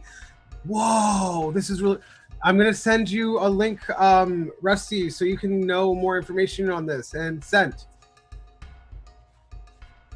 Yeah. And so, Rusty, you get like a 3D model that is still building itself, It sort of comes showing off specs and weaponry. in- I get visual only because, like, you think my mech has a computer in it? Are you joking? It comes up on a small little display that's like a 16-bit Mega Drive telly from back in the day. He's like, looking at it, yeah, sure. Yeah, that looks great. That looks great, Landon. Let me just start up the chainsaw. Yep. So that's what that wave does. Is it passes through the first, like the mech it hits as it moves through. And that mech sort of like crashes and falls because he rolled so fucking high. It like crashes and falls on the ground and sort of like shatters as it hits because like all the structural pieces have vanished. All right, Veronica, you've got your 1.6-inch CRT display of the enemy mechs that you were fighting, and your turn. Aye. Well, I know not to go too close to Banshee because, you know, she likes to be stealthy. And I know not to go anywhere near Patriot because he's literally got targets painted on him with all the stripes. So, I'm just going to charge not towards the two heading towards Patriot, but I'm just going to I'm going to try out this new thing. Let's go see how quick we can go. Okay. Try and get into melee range of something. Roll me your drive. I shall do that. And I've forgotten what my stunts do. One's called Test Pilot, and it feels very appropriate, even though I can't remember what it does. That sounds right. So basically, you spend I think I have it listed on what it does there. Yeah. Just click the little arrow button, it'll tell you. Oh. So you can spend a fate point to gain +2 to drive for any of your force situations. So you can roll that and gain a +2 to drive. If you want to do that. Hell and your yeah. drive is already a +3, so you're rolling with a +5 there. Yeah, so we'll just in add addition to other things. 2 to this then, I guess. That'll be 4 total. 4 total. You can also, if you want to, spend a fate point to trigger the fact that you know what you're doing with mechs, to add a +2 or re-roll the 2. It's up to you. Actually, I have 3 fate points total, so I'm gonna hold it. You've got 3. Well, you got 3 fate points. So remember, every advantage you got off the hype train also counts as a fate point. Oh yeah. Oh yeah. Let's do that. Because that's how that works. All right. So you can either re-roll it or add a +2. It's up to you. I'll add a +2. 6 sounds good. Yeah, 6 sounds good. All right. So you roll 6. So you push the button, and so actually, I think really only go. Like, I think only Landon is really in position to see any of this because Rusty is a little bit behind Banshee and Patriot has meandered off loudly. So what you see is Rusty. I need you to roll me physique, actually, real quick. We're going fast. We're going real fast. Cool. Oh, that's fine. So Landon, what you see is the outer shell of Veronica turns like a carbon fiber white. Okay. And then Veronica's thrusters burn up into like a bright blue, and Veronica rockets off, like hits a rock and bounces and shoots straight into the air at the speed of just way too fucking fast. Does it look exactly how the mech that Rusty had dreamed of look like, and all the like whistles and bells are on it? Is it Veronica? Veronica looks like a white medical mech, except it's almost like it has a comet trail or something. Oh, neat. Is there a sonic boom? There is absolutely a sonic boom. It goes boom, boom, boom, and like so Patriot Banshee, you all hear like a muffled boom as it hit, and you see Freeze gonna go like flatten and like bend and then sort of reset. Yeah, Rusty is glued back to his seat. And then I need you to do Landon one just more has thing. like a huge sense of pride for Rusty right now because like that's like his mech is actually beautiful now. And so it shoots through the sky, and because you rolled so bloody fucking high on drive, it crashes into the second mech that is coming for Banshee like a cannon, and just like smashes through it, like you just bury it into the ground in a crater, and then land. These upgrades seem great. What's going on over there, guys? And you also like there is the sonic boom of it, and then there is like the meteor strike of as like you see like more trees just kind of like flattened and destroyed in the area that it landed. There's like just a big crater right where Veronica landed. Veronica, on the other hand, looks fine. Comment. All good here. All good here. Looks like some of those upgrades. Anyway.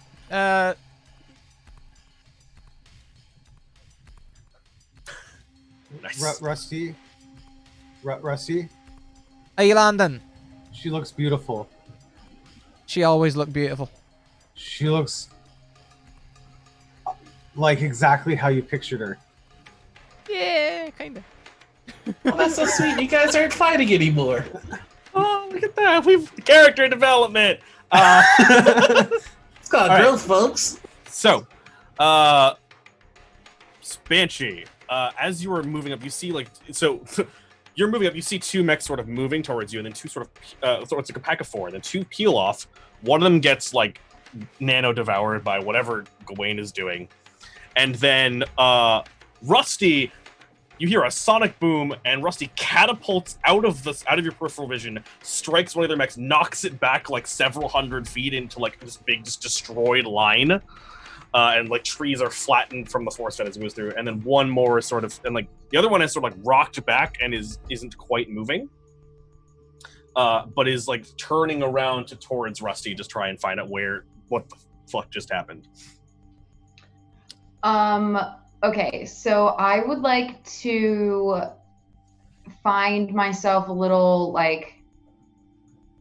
This is gonna sound weird since we're flying, but like. I know I'm like ninja vanish, but I kind of want to find a way so that when I shoot something, I'm still kind of like covered, or it comes from an angle that they're very unsure of.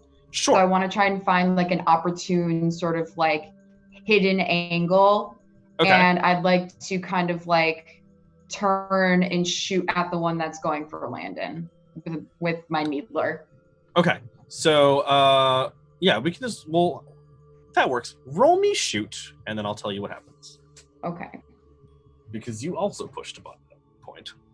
I did. Yes. We got a 2. Okay.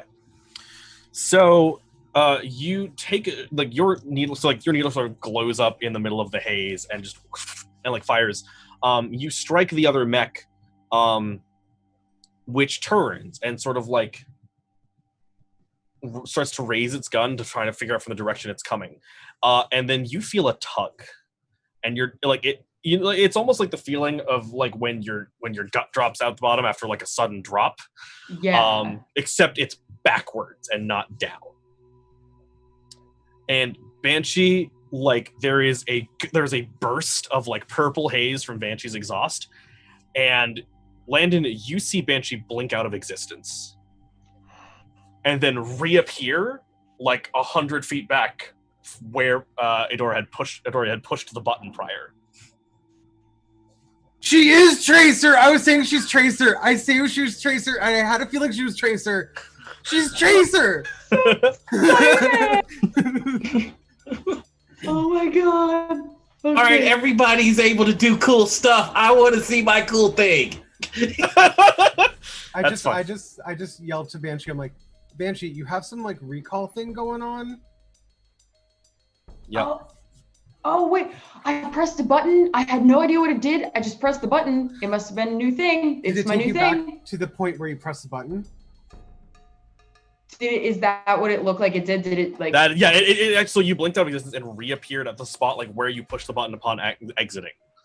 As soon as something had sort of looked at you threateningly. Okay. Landon, I think it's some sort of detection thing. It blinks me out when someone detects where I am. Oh, that's cool. God but damn I think it's though. only to one spot unless I maybe click the button somewhere else that I want to I think you have to do point I don't know. to point origin. Point to point maybe? Yeah, so what you see is actually, so the cool, button has happened, there was like a light, and then now that you've rewinded, the light is faded again. So it's okay. So she's more like Sombra. Kind of like Sombra, yeah. Okay, that makes more sense. Sweet. Yep. Okay. This is Sorry. cool. Okay. Oh my god, all you're right. definitely like Let's you're totally Sombra. get this. Oh my God. Let's freaking do this. Okay. So, since y'all have pretty much invalidated all of the other mech's turns because you've now either gone somewhere else, eaten them, flattened them with a cannonball, or vanished entirely, Patriot, you've hit the overhaul. You have hit the overlook. Yeah, let's fucking do this.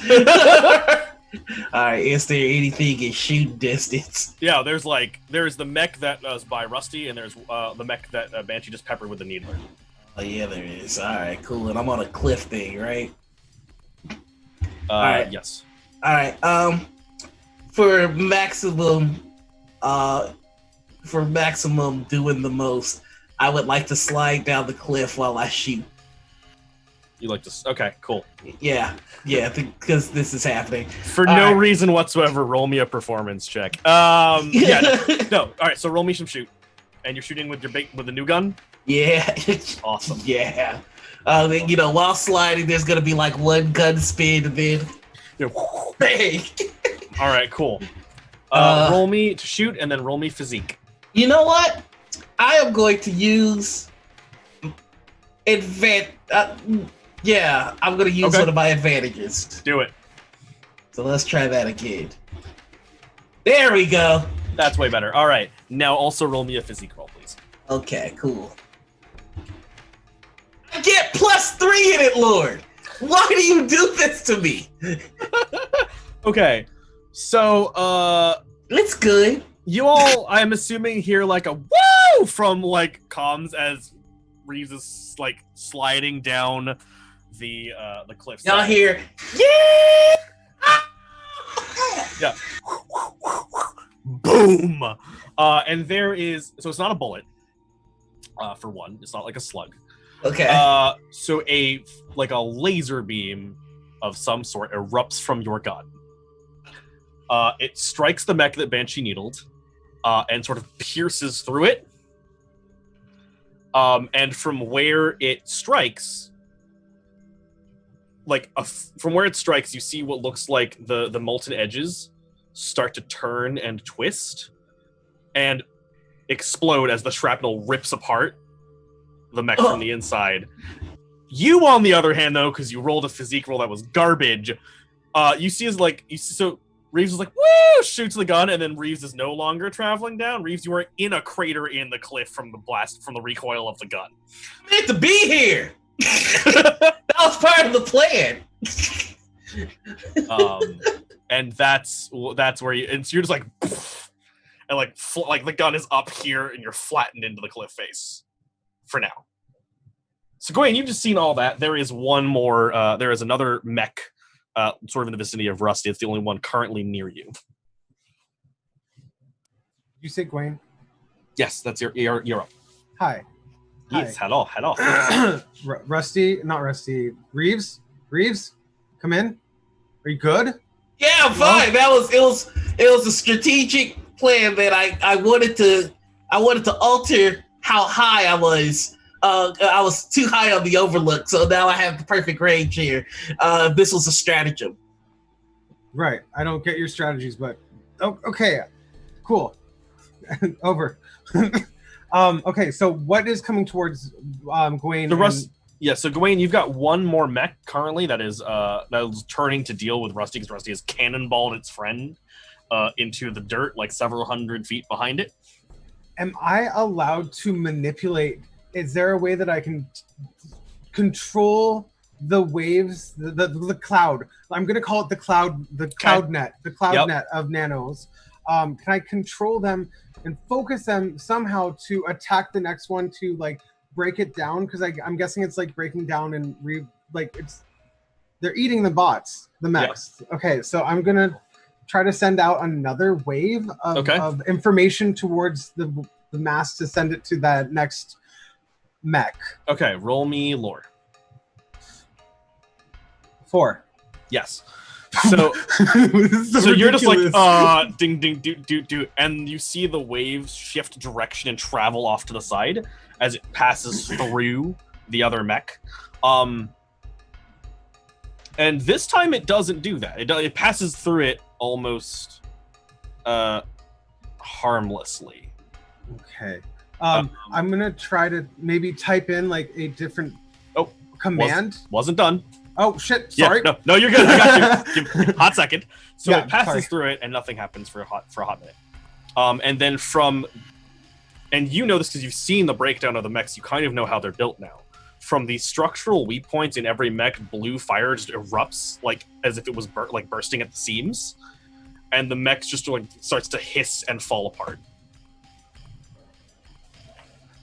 He just takes a little, and then that goes. We'll break down the next. Okay, that is what the. Wow, Captain, I gotta tell you, you added some neat stuff to this. All right, team, one is down. And I guess that's where. Yeah. So Veronica, you are Rusty. You and Veronica are recovering in this crater because Veronica's fine, but also that's a lot of G's right up and everywhere. And the mech beneath you is just smashed, it is just broken and flattened in a crater. There's one down here too. Can I have a look at the thing? Is there anything worth taking on it? For what? Sorry. Is there anything worth taking? Crafting. No, I mean it looks like a fairly generic mech. I mean you can disassemble it for parts later for sure, but it's nothing nothing super worth taking right. Oh. Yeah. Okay. Awesome. Yep. This is good. This is very good. Hang on. Let me just have a quick look at my weapons here. Yeah.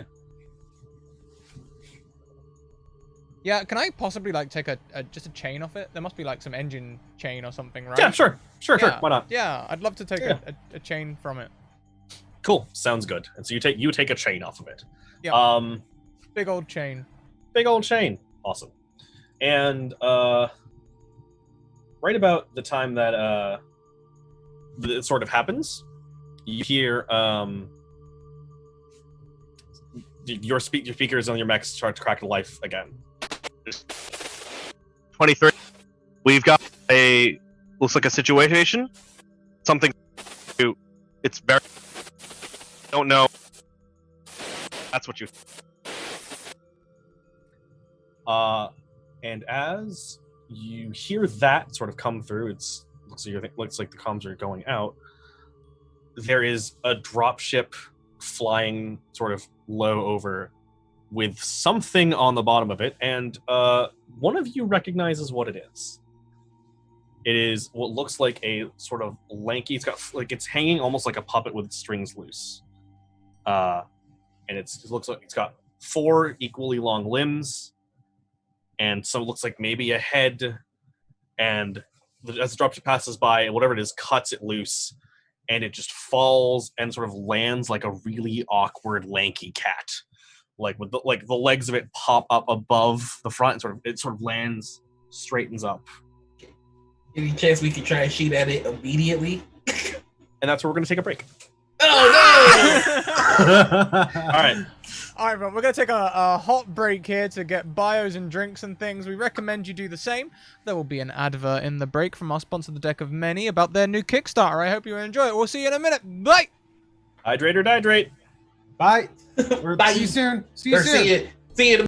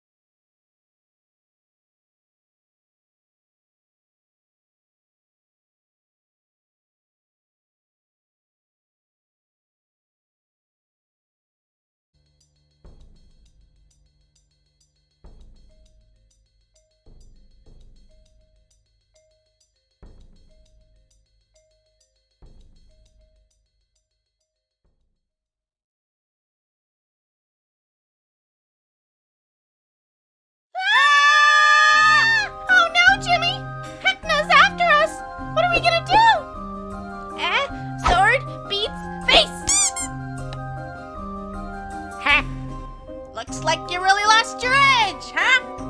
Huh? God, I'm funny. So, I guess weapons don't... Weapons don't work! Hey, why aren't you laughing? Oh, I know. Let me hit you with the punchline!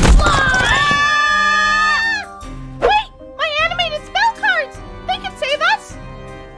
Well, jeepers, Jane. Blast him! Avada Kedavra!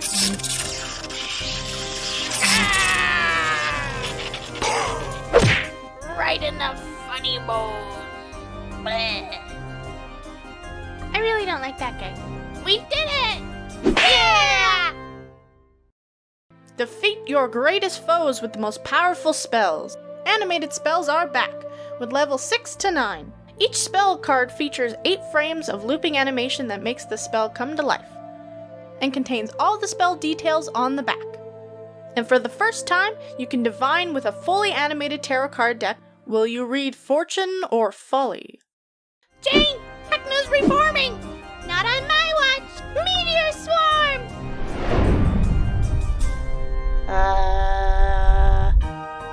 Go to animatedspells.com and back we're the back. Kickstarter Extreme today. dipped. Apparently I caught it really quick, so I've just run the ad. The ad's just finished. I'm really ready to go back whenever you all are.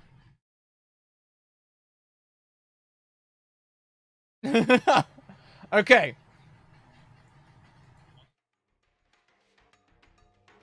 What's that? Ken, you said you were going to say something. You said can we and then stopped.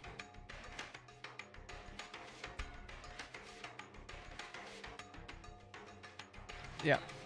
So the next show is technically at 11. I'm going to tell them that we're going to run a little late because we were a little late to this.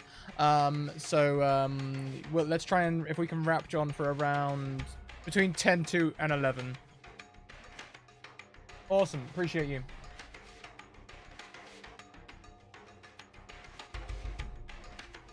Okay. I'm going to...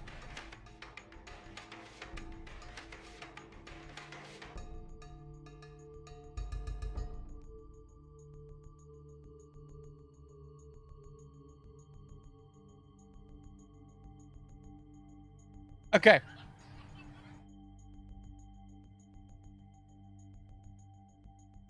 Let's figure it out live. Let's go back. I'm unmuting you. Your microphones are now hot. My microphone was already hot. Hey, everyone. We're live. How long has my mic been hot? The entire time. Oh, I don't know. Oh, well, that's the beauty of OBS crashes. Hi, everyone. How are you doing? Hello. Let's hand back over to John. All right, so we had left off with a new and different mech crashing into the space. That's the word I'm using. Yep, that's it. That's all I've got. Sorry. Crashing into space. And so it sort of, and it lands, and like it has, and I mentioned it has like limbs that are longer than its sort of crouch over it, like the elbows, what would be like the elbow at the knees of it, or like go far above the body, and it sort of lands there, and is sort of like the head part of it is like swiveling around, almost unnaturally looking for targets currently. And honestly, the only person who's really visible right now is like Patriot, because you are glued to the side of a cliff. So I need you to make a... Okay, actually, no. You're stuck in a cliff. So I need you to make a physique roll to try and resist this thing. All right, yeah, I can do that. Fuck me, roll 20. Hey, that's not bad. That's not bad at all. And so what you see is a like from the back side of it, where like almost its hit would be if it stood up on two legs rather than four. As if you see sort of a dark black, and everyone can sort of see this from where you are. You see a dark black sort of sphere. It's jet black, as almost no color coming through it, as if it were, you know, like just absorbing all the light around it, and then sort of and it's sort of centered in like a bracket of what looks like sort of arcing lightning, as bits and pieces are controlling it, as sort of like keeping it locked in place. And then there is a soft sound as like an impact just rocks your mech, and what looks like a like a something as if something struck the like the space directly next to the side of Patriot's head. And there's nothing there. It doesn't look like nothing went towards you. It's like the impact like appears. That's a whole lot of nope. Yep. All right. So, but it is your turn now because you're first up in the order. Goddamn right I am. All right. So, seeing that I'm gonna get out of my tactically decided position in this cliff, and I'm just gonna hop out. Yep. And then I'm gonna shoot this thing directly in the goddamn head. Okay, do it. Awesome. I am going to use my 20. Yeah. All right. And, so what's your shoot normally?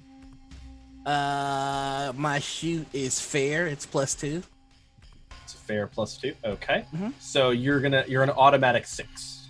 Yep. Is where And you're at. I would like to trigger one of my stunts. Uh-huh. And that's gonna be kill shot or call shot. Uh-huh. And I would like to shoot this motherfucker directly in the head. Cool. Absolutely. So you got a 6 plus call shot.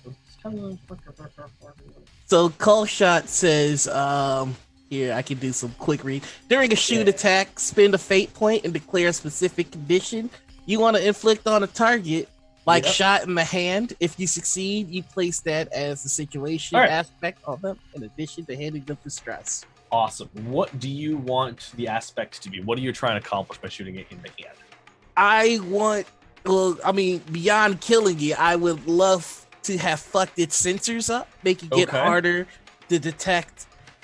You know what? I'm gonna say I want to make it even harder for it to detect Banshee, considering Banshee is already hard to detect. That should make it damn near impossible. All right, cool. So you're aiming for sensors, basically. Yeah. All right. Fuck so up you its sensors. roll real damn high. So I'm not even gonna bother Yeehaw! asking about that. And so what it does is are you shooting? I assume with the big gun. I'm shooting with the big gun. So your gun goes off. It sort of punches through the head of this mech. Sort of same thing. Sort of burns through it all the way through, and then the shrapnel and the molten material sort of explodes from the inside. Like the head just like shatters and like it just explodes clean off. So there's like a stump of it kind of here as it flies off. And then it's in from where it's standing, its legs don't move, but it's from as if like if you have something and you if you have lanky enough and you turn it, the legs will sort of spiral. Mm-hmm. Its entire body pivots towards you like that, as if like where the head is now looking directly at you. Hey guys, I shot this thing in the head, and I think I just pissed it off. That sounds about right, honestly. And so that's Well, then let's be prepared. We're going in. I think would Landon know that this is the same kind of mech that was shown to him earlier in the holding? Oh yeah, it's not even like close. You're fucking sure. Patriot, there is a by the pelvis. Next time you want to go for it, they have there's a black matter. It's over there. Yep. You want to aim for that. I think that's where I'm going to aim for right now with my Kamehameha beam. So if I do that, is there going to be a big explosion? Okay. It might. All right. Well, why don't you? How do we say that works again? I have to look. Oh shit! I think it's it's on your like sheet. A wave of something. Yeah, it's on your sheet. My sheet. Wave motion gun. Wave motion gun.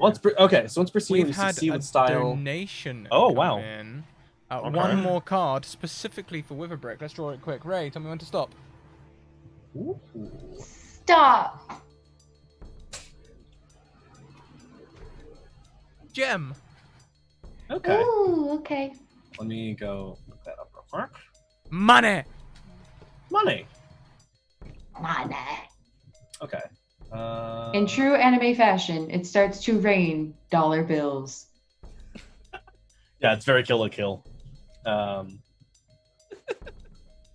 right, I have to spend a fate point fate point to deal amount of stress. Okay. But you also remember your advantages you got from the hype train count as fate points too. Exactly. I would like to burn a nat 20. And then 2 advantages? Would that work, or just 1 would be fine? Just 1's fine. Okay, great. Cool. So you've burned a nat 20 and an advantage. So that puts you. What's your shoot at normally? My shoot normally 2 is 2. Okay, so with a +4, that's a 6, and then. But technically, wouldn't it be lore if I was using something mechanical? So lore would be a +4. And... yes, but you still have to aim the thing. Oh, right. Which is, I believe, the exact conversation we had at the end of the last. That's what we heard. I'm pretty sure we had that exact conversation last time. Which is hysterical for me. So I think you won that conversation last time. So. All right, throwbacks to old episodes. That's the most anime fuck ever. So yeah, so you've got a +6, and if you succeed with style on the attack, it deals every target in the Oh wait, that's what happened last time. That's what happened last time. Guys, as I say, I'm gonna use this beam again, and they've added some new stuff. So if you want to run away as fast, do you remember what happened last time we fought one of these things? So I'm gonna be firing in 5. Yeah, I think the only person nearby actually is Rusty. Oh my god, because Banshee blinked back, and Patriot is still in the right. place. So it's just you, Rusty. So you need to roll me. Is this what happened last time? This is exactly what happened last time. Landon's like, oh wait, shit. Hey, so, but don't you have your sonic boom? Scrat, you can sonic boom. Scrat, roll me a drive. Actually, I mean, correct me if I'm wrong. Aren't I in a crater? You are in a crater. I mean, how deep is this crater? It's deeper, but it's deep, but you're not like fully covered by it because you did cannonball into a mech that is further down. Alright. You could try to make it deeper if you wanted to do that. See, I've just got this horrible feeling that if I run away and the thing's still up, I'll then be far away and the thing will still be up. So I'm just gonna dig in. Let's dig in. Hey. Okay, cool. Roll me a physique to just kind of like to shove the mech out of your way, and then just. Oh yeah, put that up on the ridge. More shielding, great. Gonna burn a. I'm gonna give a +6 to myself using a nat 20 and an advantage. God, do this. That's reasonable. Okay.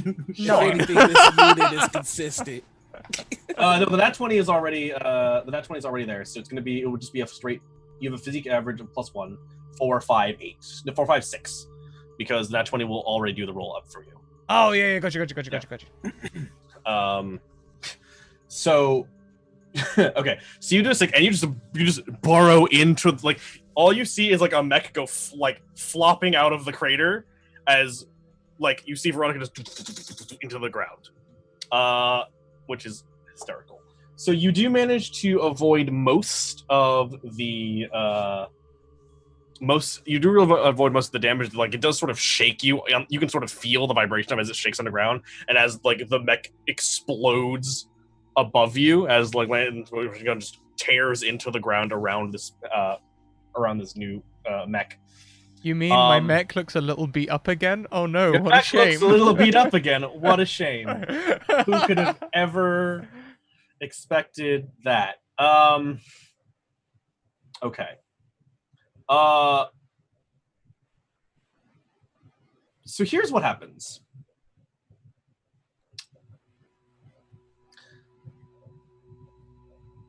Patriot.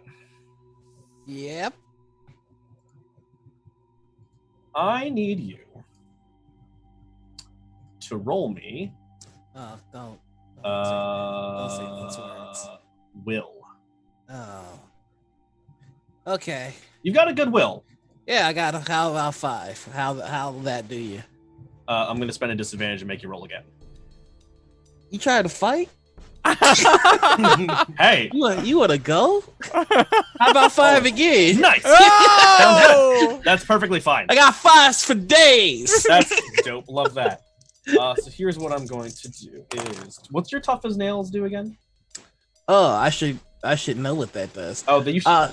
Tough. Oh, Toughest Nail says once per session, does. at the cost of a fate point, I can reduce the severity of a moderate consequence that is physical in nature to a mild consequence. Your mild consequence slot is free, which it is. That's true. So what's gonna happen is this.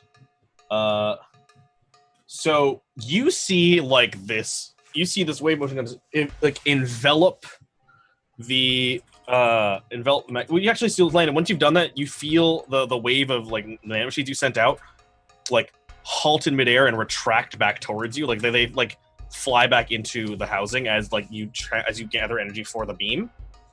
And then you see like this four-legged mech is like shattered and broken and burned, and it's like in a heap on the ground. And then like the neck bit sort of extends out a bit, sort of turns towards Patriot. And Patriot, your system starts to flash, like warning lights start going off. And you start to see damage from this mech start to repair itself and it like regains some of the material it lost, and you start to see the same sort of damage to switch onto Patriot. It's not nearly as much as you could have had, though. Good roll. Landon, what the fuck? Well, that's new. What's going on the outside of this thing? I'm getting system errors and I don't know why. So I mean, it kind of fixed your voice, though. Does it sound better? It does sound better. There was nothing wrong. Focus. Oh, you're right. It does sound better. It does. So what exactly happened? I don't know, and I'm scared now.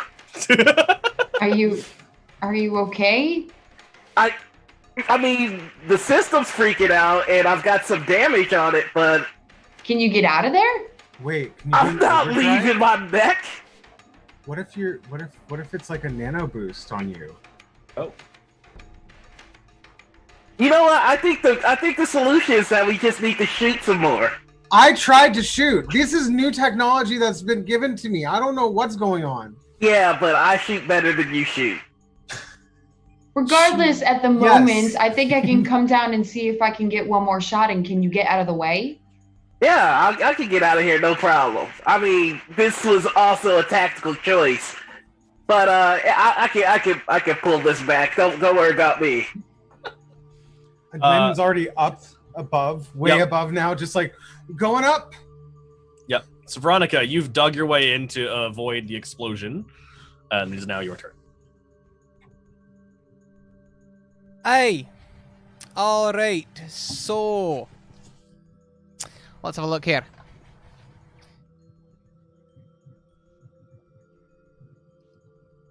Landon said attack its Nagers.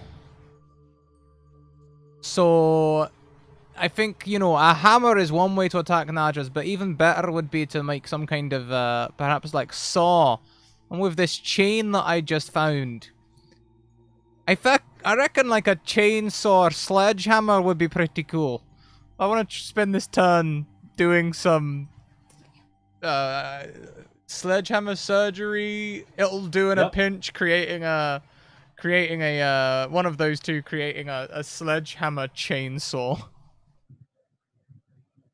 That's pretty fucking dope. Sure. So you roll me craft and then see how. Roll me craft and see how good this sledgehammer chainsaw is. I'm gonna use another one of them nat 20s. That'll be an 8. Sounds good. Okay, yeah. So you roll an 8. It is the ugliest thing Landon has ever seen, but to you, it's gorgeous. I love how we have a MacGyver. Yep, it's true. Banshee, you're up. Okay, how far away from this am I? So you've like rewound back. So basically where you were, so in terms of like zones, so Rusty and Gawain are in about a zone about a zone from Pegasus. Reeves is a zone away. You're about 2 zones back because you're way back. Okay, then I would like to spend another one of my advantages as a fate point and use Sprinter, which lets me move 2 zones. Perfect. So I'm going to move right up in there, and am I still ninja vanished? Because you've rewound back, so you've lost. Okay. Yeah. Crap. Can I spend another point to vanish? Sure, why not? While I sprint? Okay, cool. Then let's do that. Yep. And then I'm gonna try and shoot it with my needler, still kind of keeping a little bit of distance. Awesome. Roll me a shoot. Okay. And yeah. Okay. Awesome. Okay. That's pretty good. So you see, the needler sort of like lashes out, the little bits of little energy spikes sort of fly out, and you sort of catch it in one of the legs that is regenerating, and it sort of buckles, and then sort of it buckles, and then it sort of starts to rebuild again and starts to straighten up again, but it's off at an angle this time because it's rebuilding from a different position, and you see, from what you see is you see the little jet black orbs start to spin. Maybe it's spinning. You can't really tell. It looks like the things around it are spinning. Maybe they're spinning. You don't know. As far as you can tell, the orb itself is static, and at any point you look at it, it's looking at a 2D picture in space of just a jet black orb. And I need you to roll me a physique roll as well. Physique. Okay, I do not have that, so yep, it's so just it's a +0. 4. Yeah. Roll 40. Yeah. Cool. Okay. Question for you. I hope I have an answer. Did you push the button before you moved? Oh no, I didn't. Oh, okay. Crap. I just wanted to throw that out there real quick. Nope, I did not. So here's what happens. That classic somber mistake when you forget to. Yeah, I'm just. Oh my. No, I have cool things. Why didn't I use them? Yep. So. You see, so everyone actually, Landon, Patriot, and Rusty. I'm going to describe this from your perspective here. Banshee moves up, puts an arm out with the needler, lets it fly. It takes out a leg of whatever this mech is, and it sort of slumps down. And then you see that orb start to spin again. And Patriot, you've experienced. You sort of know what's coming next. And you see the front of Banshee cave in, and from in it, and you can see almost like a spray of blood fly out. Banshee, are you okay? Banshee? And then, then you blink, and Banshee is standing there as if nothing happened. No damage, no spray of blood, nothing. Now, this is what happens. We'll come back to Aidoria. You feel a pressure. It feels almost like a giant mech shell has punctured all of you at once. The front of your screen caves in and pushes back towards you, and you can feel blood spurts from a wound that has appeared in your chest and sort of is the shape of a large slug striking you in the chest. And then time seems to stop. And there is a brief frozen moment of blood spray in the air, and you can see it. You can almost it's almost if you're watching from here. And then from in your mech systems, and it changes and rewind. You can everything rewinds in slow motion. The shatter in the mech sort of builds itself back out. The blood sort of retreats back in. Your crushed or sort of rebuild themselves again. It hurt. It felt like you died, but you're back.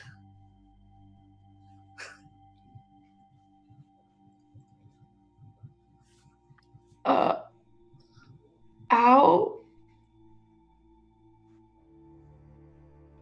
I know, right?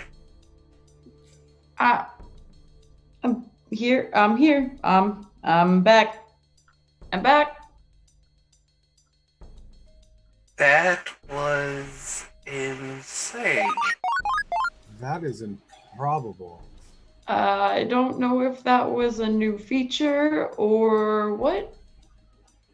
But very cool, Commander, Captain. Thank you for that. If that was Banshee, you. can you send me your ship logs after this? Why would they give you the unfuck up machine? Because she's because I deserve stealth. it, but she's stealth. Patriot. No, I mean, I'm just saying, if anybody fucks up here, I mean, I wouldn't think it'd be you, Banshee.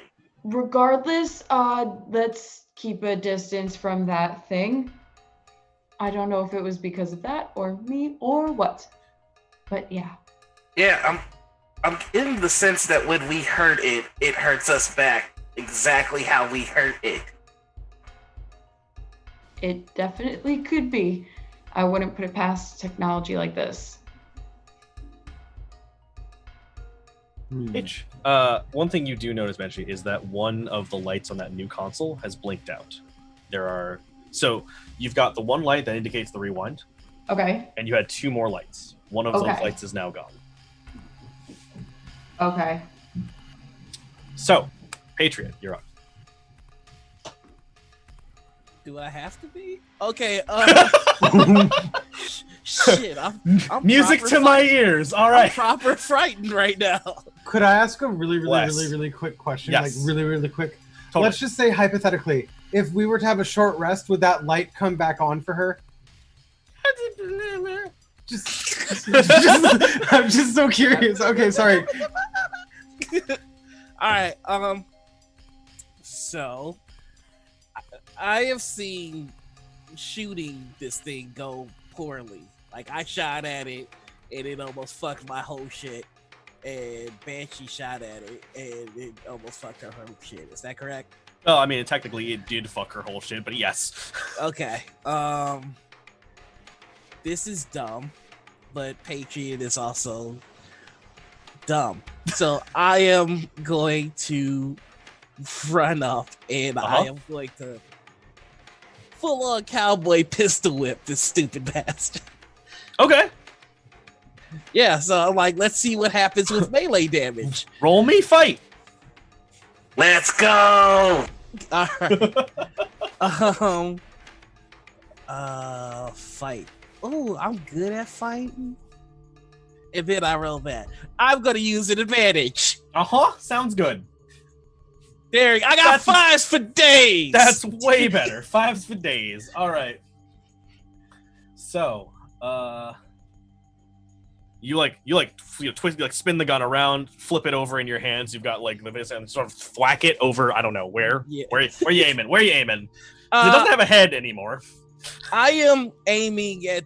There's a spot that Landon told me was vulnerable on this thing, if I recall correctly. Yeah. Well, he said aim for the big black hole looking thing. All right, aim for the big black hole looking thing, right? So here we go. Just get it in there. All right. Didn't I aim for the big black hole thing and it fucked you up, Patriot, as you're shooting? Well, we tried it with shooting, not melee, so maybe. I don't make good decisions. I'll see you guys on the other side. Okay. So you go to strike, and you strike it. It hits it. But you don't strike. You don't actually get to the black part. It's almost as if when you hit like one of those energy force fields of like that arc around whatever you're hitting and sort of stop it. It's sort of you're hitting the field containing it for sure. Right. And fair. And so what it does is it sort of your pistol sort of rebounds off it, but like one of the parts sort of shifts. And like one of the pieces holding it together sort of snaps apart and breaks off of it and sort of falls to the ground and sort of evaporates. Almost. Is it too late to use a stunt? What do you want to do? I would like to make this a killing stroke. I don't remember what that does, but I don't see why not. I will post it if I remember how to do that. Hey, yes, there I it do. is. Okay.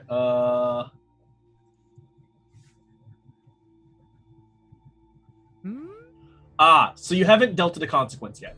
Okay. So not quite. All right, cool. You've mostly dealt stress to it.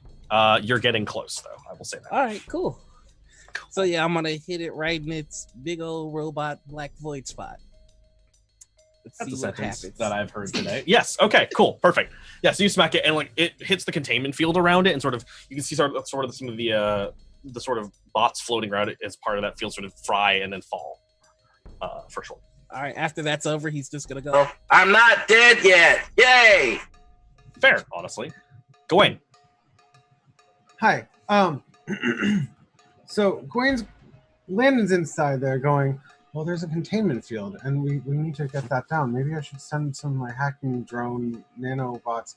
So he's going to plug into the coordinates, and he's going to send this mass of nano fog over and just have it just scan the entire area, trying to look for points where we could shut down or like hinder the spin or make the shield or whatever's going on lessen. It may not go all the way, but like yeah, that's his So plan. roll me some lore. Some lore? Lore, yeah. Lore. What? 5. Oof. Is 5 good? I mean, you have a +4, so it means you rolled a 1 out of. So you can use one of your advantages or a alternative. I would like to use my advantage at this time. Yeah. Okay, sure. 8. That's way better. Okay, let's go. Actually, that's a straight +3 increase. That's pretty darn good. Okay. Yeah, that's fine. So what happens is you sort of send the cloud out, and you're starting to build you're starting to it's starting to eat away at the parts of it, and that's it's starting to eat away at the containment field, and you start to see the containment field start to replenish itself from the attacks. Like there's parts open up on the mech and sort of start replacing the field, but you're seeing that it's still in the regenerating process. So that as you're eating away of it, parts are still building in, but you're getting a pretty good idea of what it's built in. But you do see that in that space where that black orb is you're getting no information whatsoever. Anything that comes near it, it doesn't even short out. It's almost like it passes through it, as if it doesn't exist. As if it doesn't exist. Sure. Okay. Yeah. Let me just relay that. Do I have time to relay that to people? Totally. Okay, guys. It looks like there's no information coming out at the black hole. Nothing. And that's weird. That's really weird. Usually even black holes have some type of information, but it's like void of information. Yeah. What is it? All Is right. it a power source or what? What's up, Rusty? Is it a power source? A parasol? No, is that where it's getting power from? The juice! Electricity! Power! The power source! Yes, the power source. I think it might be a power source, but I'm getting no other readings from it. Yeah. This is all I can do at the moment. I don't want to unleash another one of those attacks. It didn't seem effective at this point in time. All right. I'm going to now say, Banshee, do some shit. Rusty, you up. Rusty, Rusty would like to head up towards this little black box power source dark matter thing, and get in nice and close.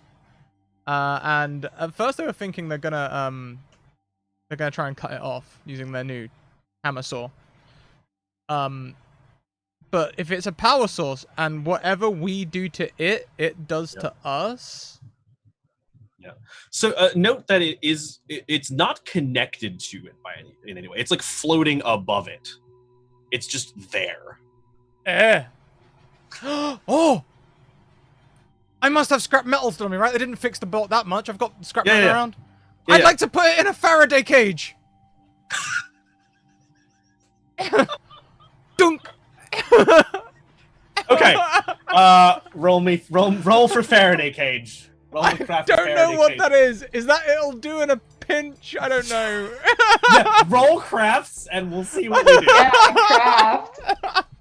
Roll to make me a Faraday cage out of nowhere. I'll use an advantage to bump that up to a 5. That seems good. Alright, cool. Okay. So you,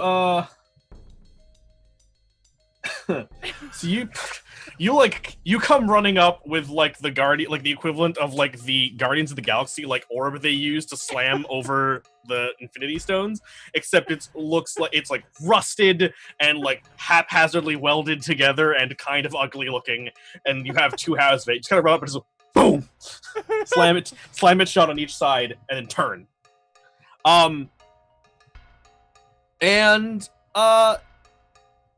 Nothing happens yet.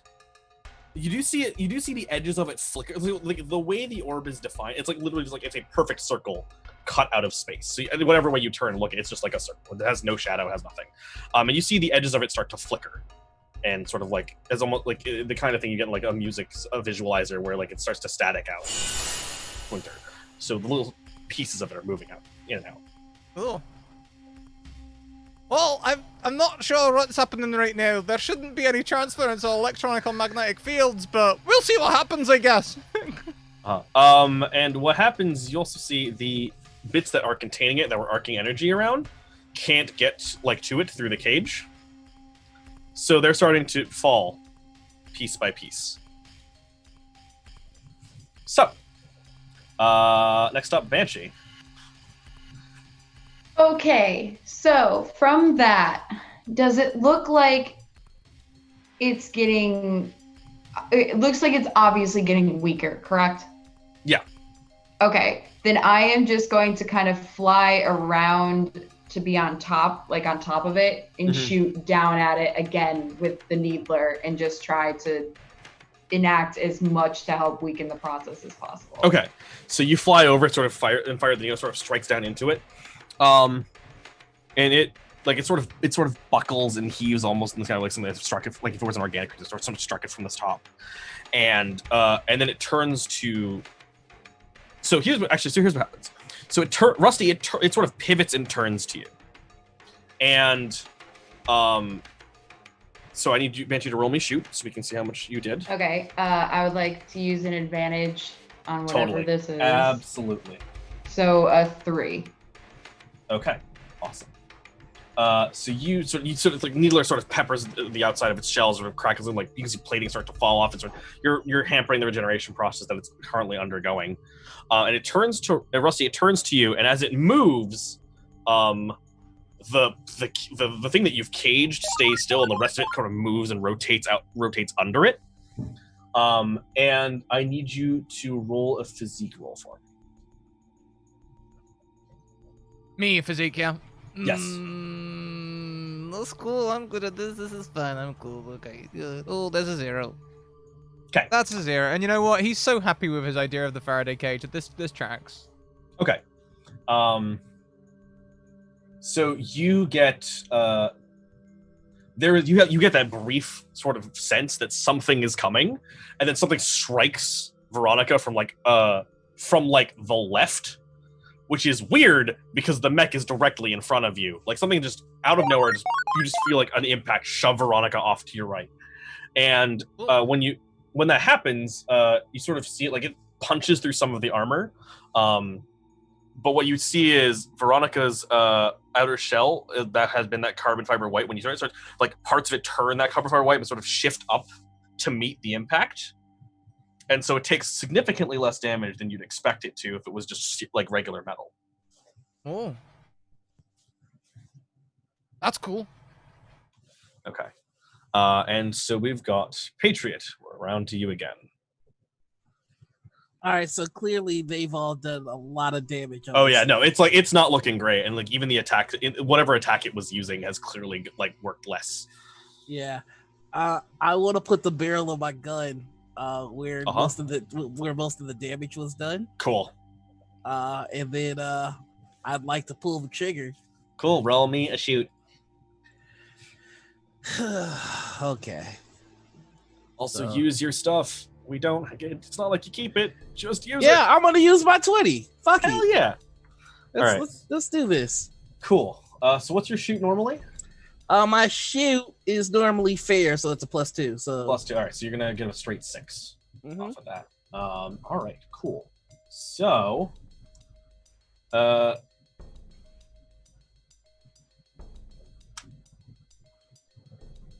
does it blow up? okay. I've been waiting for something like this all day. Uh-huh.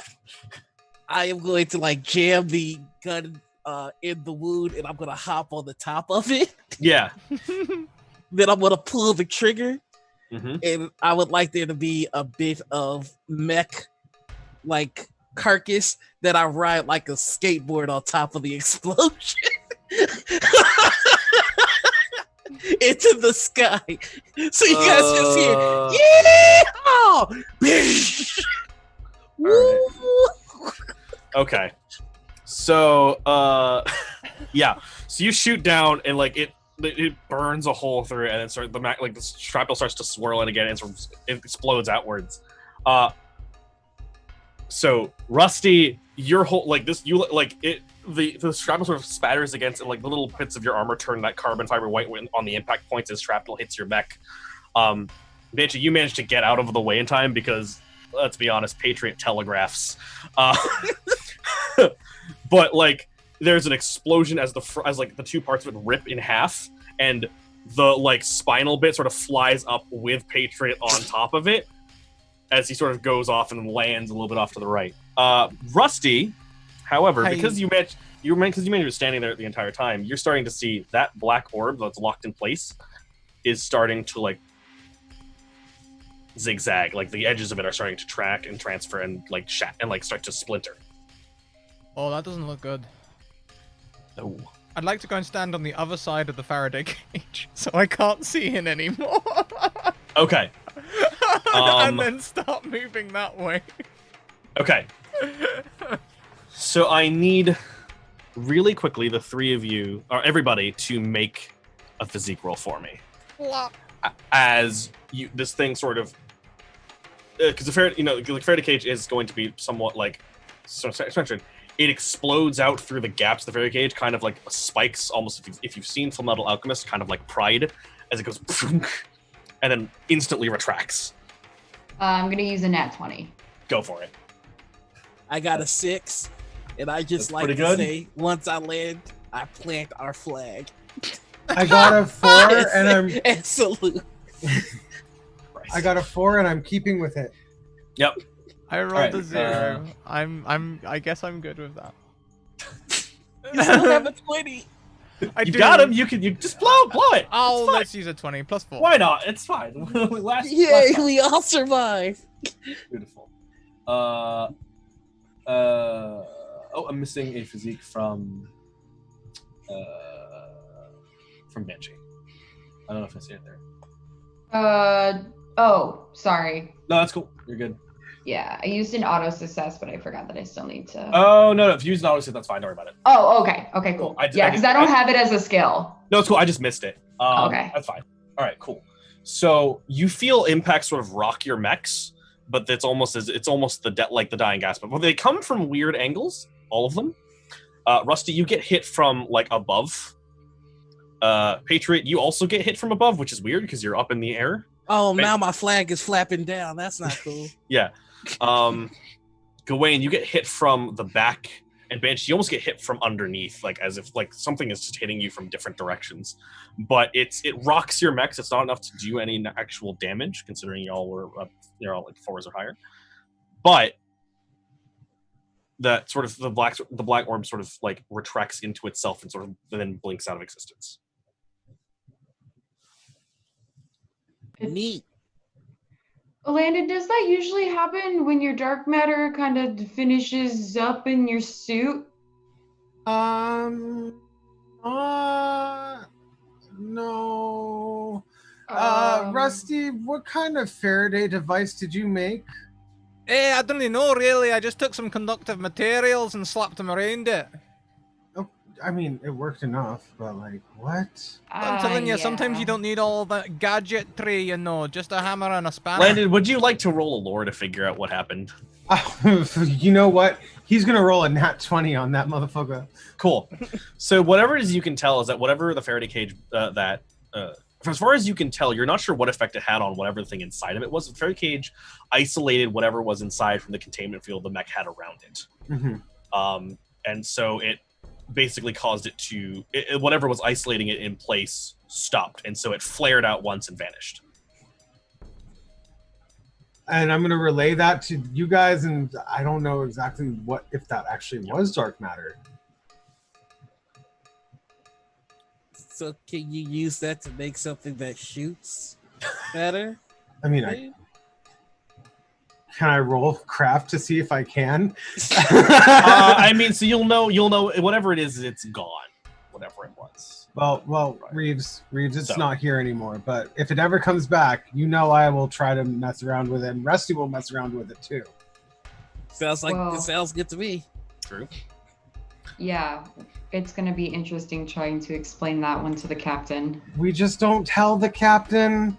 We're obviously sent out to figure out what this was. I don't think They the knew captain about actually it. told it. I think it's another sect of the government, the army, or whatever. I mean, What's the worst that could happen? We get drugged and dragged to an interrogation room and interrogated by people who don't tell us who they're for or what they want, and then sent it to Mex to fight something that we have no idea about. What's the worst that can happen? 23rd. Hey, Cap. What's up? All right. We've managed to contain most of the attack for the rest of the space. How are you all holding up? Yeah, super easy. Nothing crazy happened. Not a problem. Yeah, Could be things better, are really, good. no? Yeah. Yep. Yep. Are y'all lying to me again? Nope. Nope. No, actually, I'm genuinely pretty good. We took down the big doggo. Yep. Okay. Banshee Patriot, go away and roll me deceive. So of the three of you, you're like, nope, and Rusty's just like, whatever. Like, we took the thing down. That's not a lie, technically. Oh, deceive. That's something that I don't have. I'm gonna use my last 20. Yeah. How do I not have a deceive? I took it. I knew I was gonna lie my way through this. Lore. Lore. You got a 20, so you can just use that. I'm gonna burn a 20. Okay. And you just hear Mark go, sure. Alright, back it up. Time to go. We've evidently you've got some new assignments coming. Yes, sir. Is it the R&D post, sir? No, Cadet Storm. Are we gonna get interrogated again? No, but actually, now that I think about it, it's R&D adjacent. Oh. Yes, sir. Oh, dog, thank you so much for that raid. Yeah! Hey! Right as we finish, and then as we sort of camera pans up into the sky, into the sun, and fades to black. And we're done. That's Vault of Heaven Remnant Roar, folks. Unit 23 up in this motherfucker! That was so good! 23. I can't wait for episode 3. I got the surfing explosion in a mech that has a cowboy hat. My dreams have come true. Radio Dad, thank you for the raid. Other Doc, thank you for the raid and the subscription. We are a little over time. So we're going to do a real quick wrap up today. We're going to run around, just tell us who you are, where we can find you. We'll talk about sponsors, run some credits. Yeah, I got credits ready. Run some credits, and then we'll get the next show set up. So let's start by running around. We'll go to Kent first. Hi, Kent Weeps, variety streamer here on Twitch. I love D&D. I love playing old games, and you can find me on Twitch. Next. Also, I really like this game. It was a lot of fun, and these guys are amazing. Okay, sorry. Okay, that's Ray. Oh, hey, I'm Ray. I'm with Brick on the internet. I do really cool things. Follow my Twitter, and you can find out what cool things I do over there. This was amazing. I like playing a badass anime mech girl, and I am so thankful to be here. So thanks again, John, for running this amazing adventure a second time for these craziness. But yes. Noir! Hi, I'm Noir. On all the things, you can find me on Mondays and Encounter Roleplay. I play Dr. D&D. I love this game so goddamn much.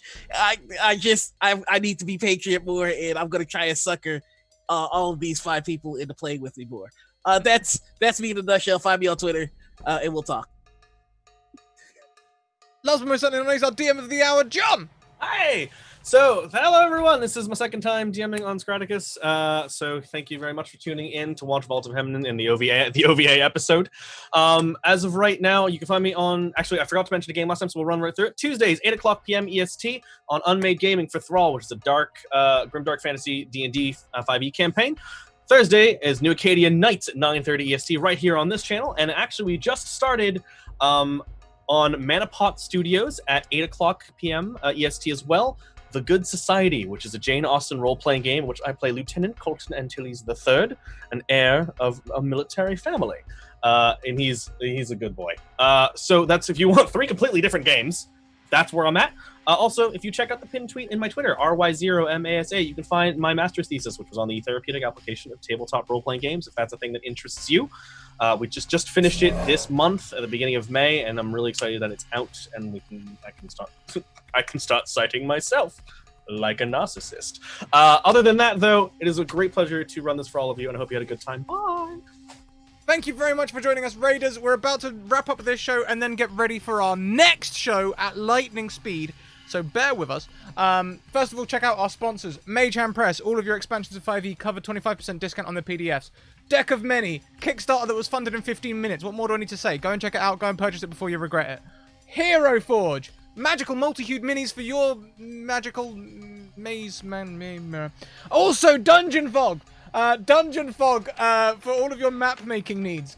Go and check them out. 10% discount with our special code Scrattic. There will be credits coming right up as you know, it's getting to that stage in the day where I'm starting to flag. I'm a wee bit tired. Let me just get them copied into there. No, don't save anything. Into there. That's not the right link. You got this. We believe in you. You ever find that you're sure you pressed Control C? Sure. Yeah. Anyway. Okay. Yes! Credits! We'll be back in, I'm gonna put 20 minutes on the clock because I know I'm tired. See you in a minute! Thank you for the biddies! Bye!